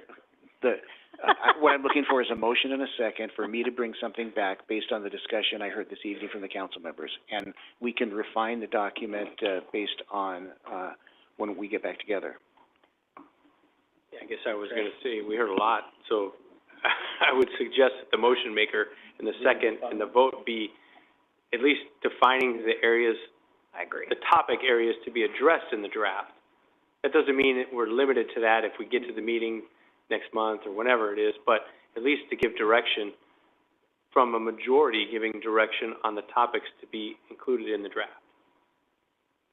Okay, so I think the request is for a motion, just as Scott just said. Does anybody want to make that motion? Sure. I had one in my head till you, okay. So I'd make a motion not to have a handbook, but. Wait, that's just a double negative motion not to have. Let me finish. I'm sorry. But to come back with a process that helps identify how we come up with our agendas moving forward, and that is a process that is agreed upon by council. Nothing else? Not the logo, not the use of the city logo, none of those items? All right, so Matt's motion. Matt's.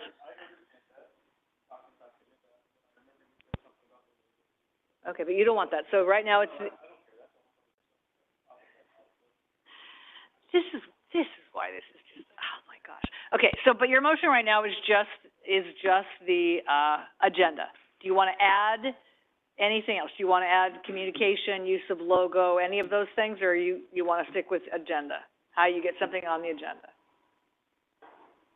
You can stick with it if you want. I'll just stick with that as a motion. All right, so there's a motion to bring back a protocol on how a council member can get items on the agenda. Is there a second to that motion?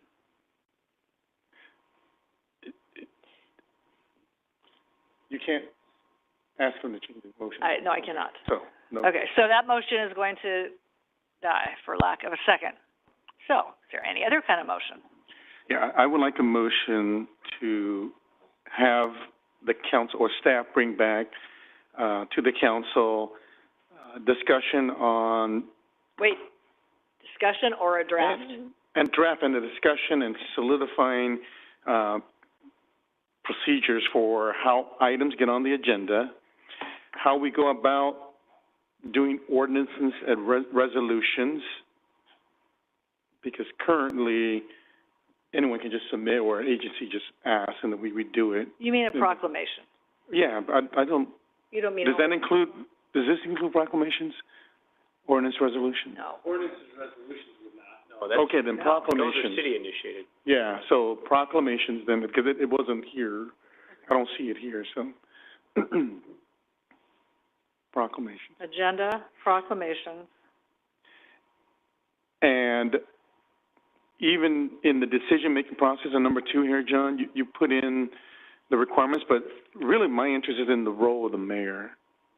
So that way it's clear, so that way everybody can kind of, because at first I thought you could put stuff on the agenda and you informed me you couldn't, so that's why I think we needed something to clarify. But the agenda one can fix that. And I'm willing to add anything else you guys want to add on my motion, so, yeah, that you feel important. So that's my motion for now. I'm willing to amend it. All right. Did your motion include ordinances and resolutions also, or you removed that for proclamations only? Ordinance and resolution, Scott, can you explain that? Because that's something in which I'm confused what the confusion is on ordinances and resolutions. You know, the kind in here, like you vote and you sign it, and that's an ordinance and resolution. But those are clear, those are already staff prepared, That's not what you mean. yeah, I mean the proclamation. You mean proclamation? Yeah. If we don't all agree to give a proclamation to Scott for wearing a blue tie. Yeah, I think we understand that. What Councilwoman Pierce had asked about, I think I have a better understanding now. Yeah. She's talking about a council person bringing a proposed ordinance to the body. Is that what you're asking? Correct. That would be the same. Yes. That would be the same as an agenda item. Ordinance an ordinance. Yeah, I would consider that Okay, so that as can be handled. bringing an item to an agenda, a future meeting for discussion. Okay, so they don't need to be both in the motion. The agenda could cover that. And Mayor, I'm willing to put on logos if you want to. That's why I'm willing to amend. So that way we get the discussion, because it can go either way, but at least we get the discussion and it's done. That's my motion for now. All right, so. And it has not included the logo. I understand. Role of the mayor, agenda, role of the mayor relative to like agenda items and, okay. Agenda, how you get things on the agenda, proclamations, and by that you mean how individual council members can do a proclamation or how we all collectively look at them, how all, just generally, and not the logo right now, maybe. All right. I'm not going to vote for it either way, so it doesn't really matter whether it's logo in it or not. Okay, so anybody, any questions? So it's role of the mayor, agenda, and proclamations. And we need a second? That's my motion. We do need a second. I'll second that. All right, there's a motion and a second to develop protocol on those 3 items, role of the mayor, agenda, and proclamation. All those in favor, signify by saying aye. Aye. Aye. Aye. All those opposed? No. No. All right, so the motion passes. So you will bring back draft language for those 3 things. And since we're on it, may I ask you two who are voting no, if we didn't, then how do we get stuff on the agenda? How do we? That wasn't my So what? issue with the agenda. Okay. I had no issue with the agenda part. So, 'cause Anything else, we just added proclamations and some other things on there that it's like, Okay. I mean, now we get into picking and choosing on proclamations, on who gets signed what, and most of the time it's. But I think that's where the discussion will happen. Not that it's gonna, so at least we can iron it out, but if we never put it on the agenda, then we never know. That's why I wanna bring it up, because that's what I wanted to understand. It wasn't about the agenda.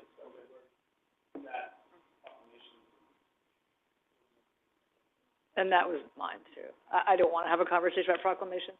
There's nothing to talk about. In my mind, they're not complicated, but we will now complicate them. So that's fine. So that's why I voted no. That's why I voted no. All right, so I think you have a motion for action.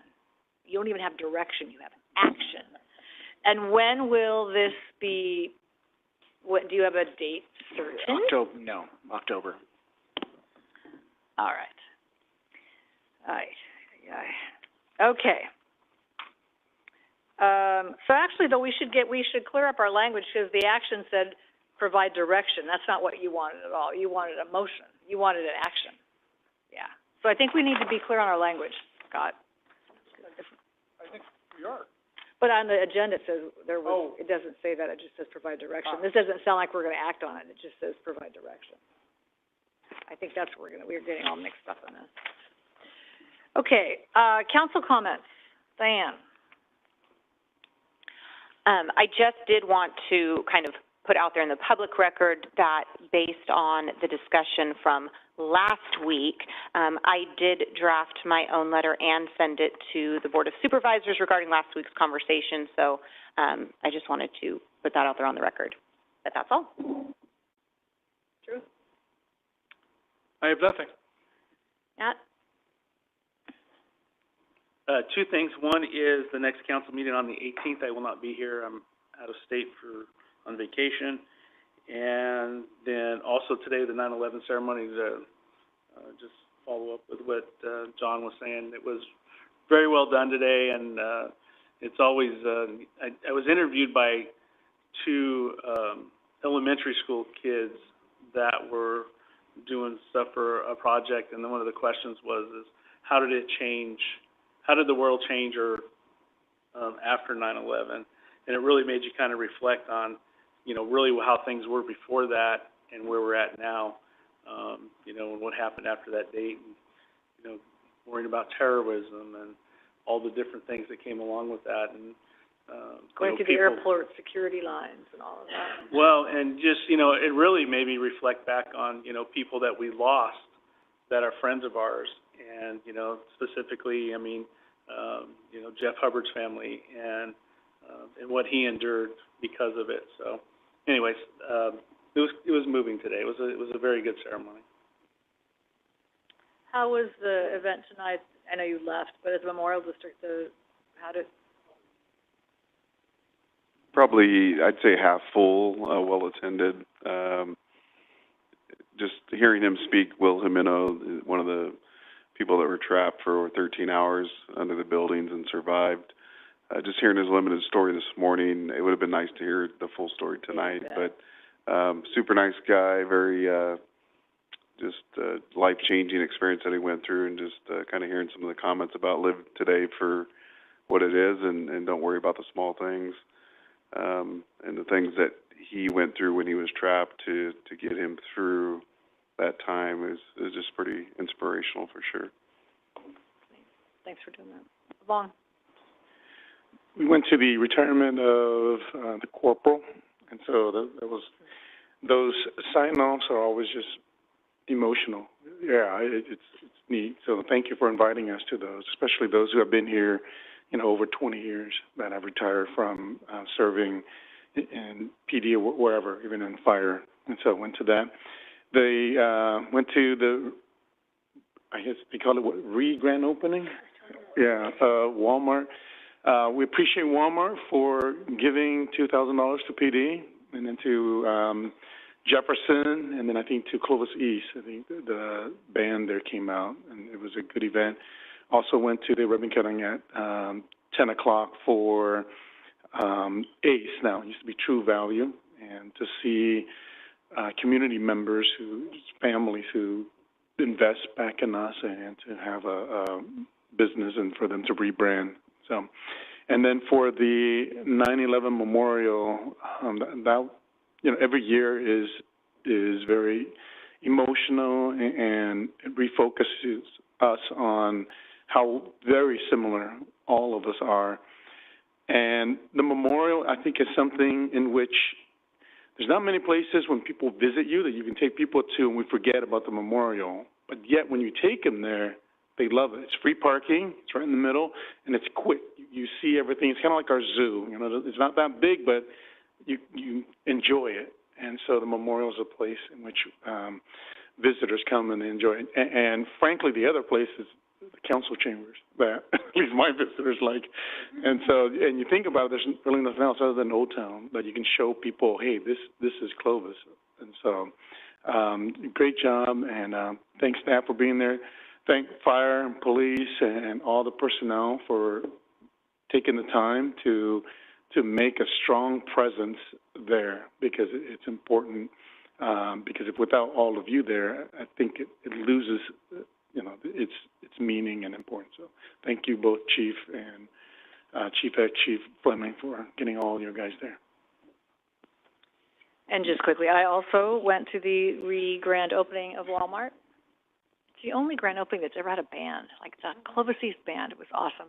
And then the Corporal Kirk's retirement was amazing. He was a great role model, I think, for young officers. It's a little alarming that on his 50th birthday, though, he retired. That was like, oh, could you wait to the next day? So anyway, he will be missed. He will be missed, but he did a really remarkable job on that particular neighborhood. 160 calls for service to the same house. I just think is remarkable. So anyway, and that is all I have. So we will, we have no closed session items tonight. And Matt, speaking of birthdays, tomorrow's Matt's birthday, and he's not 50. That's all I'll say. That's all I'll say. Happy birthday. Thanks everybody for coming.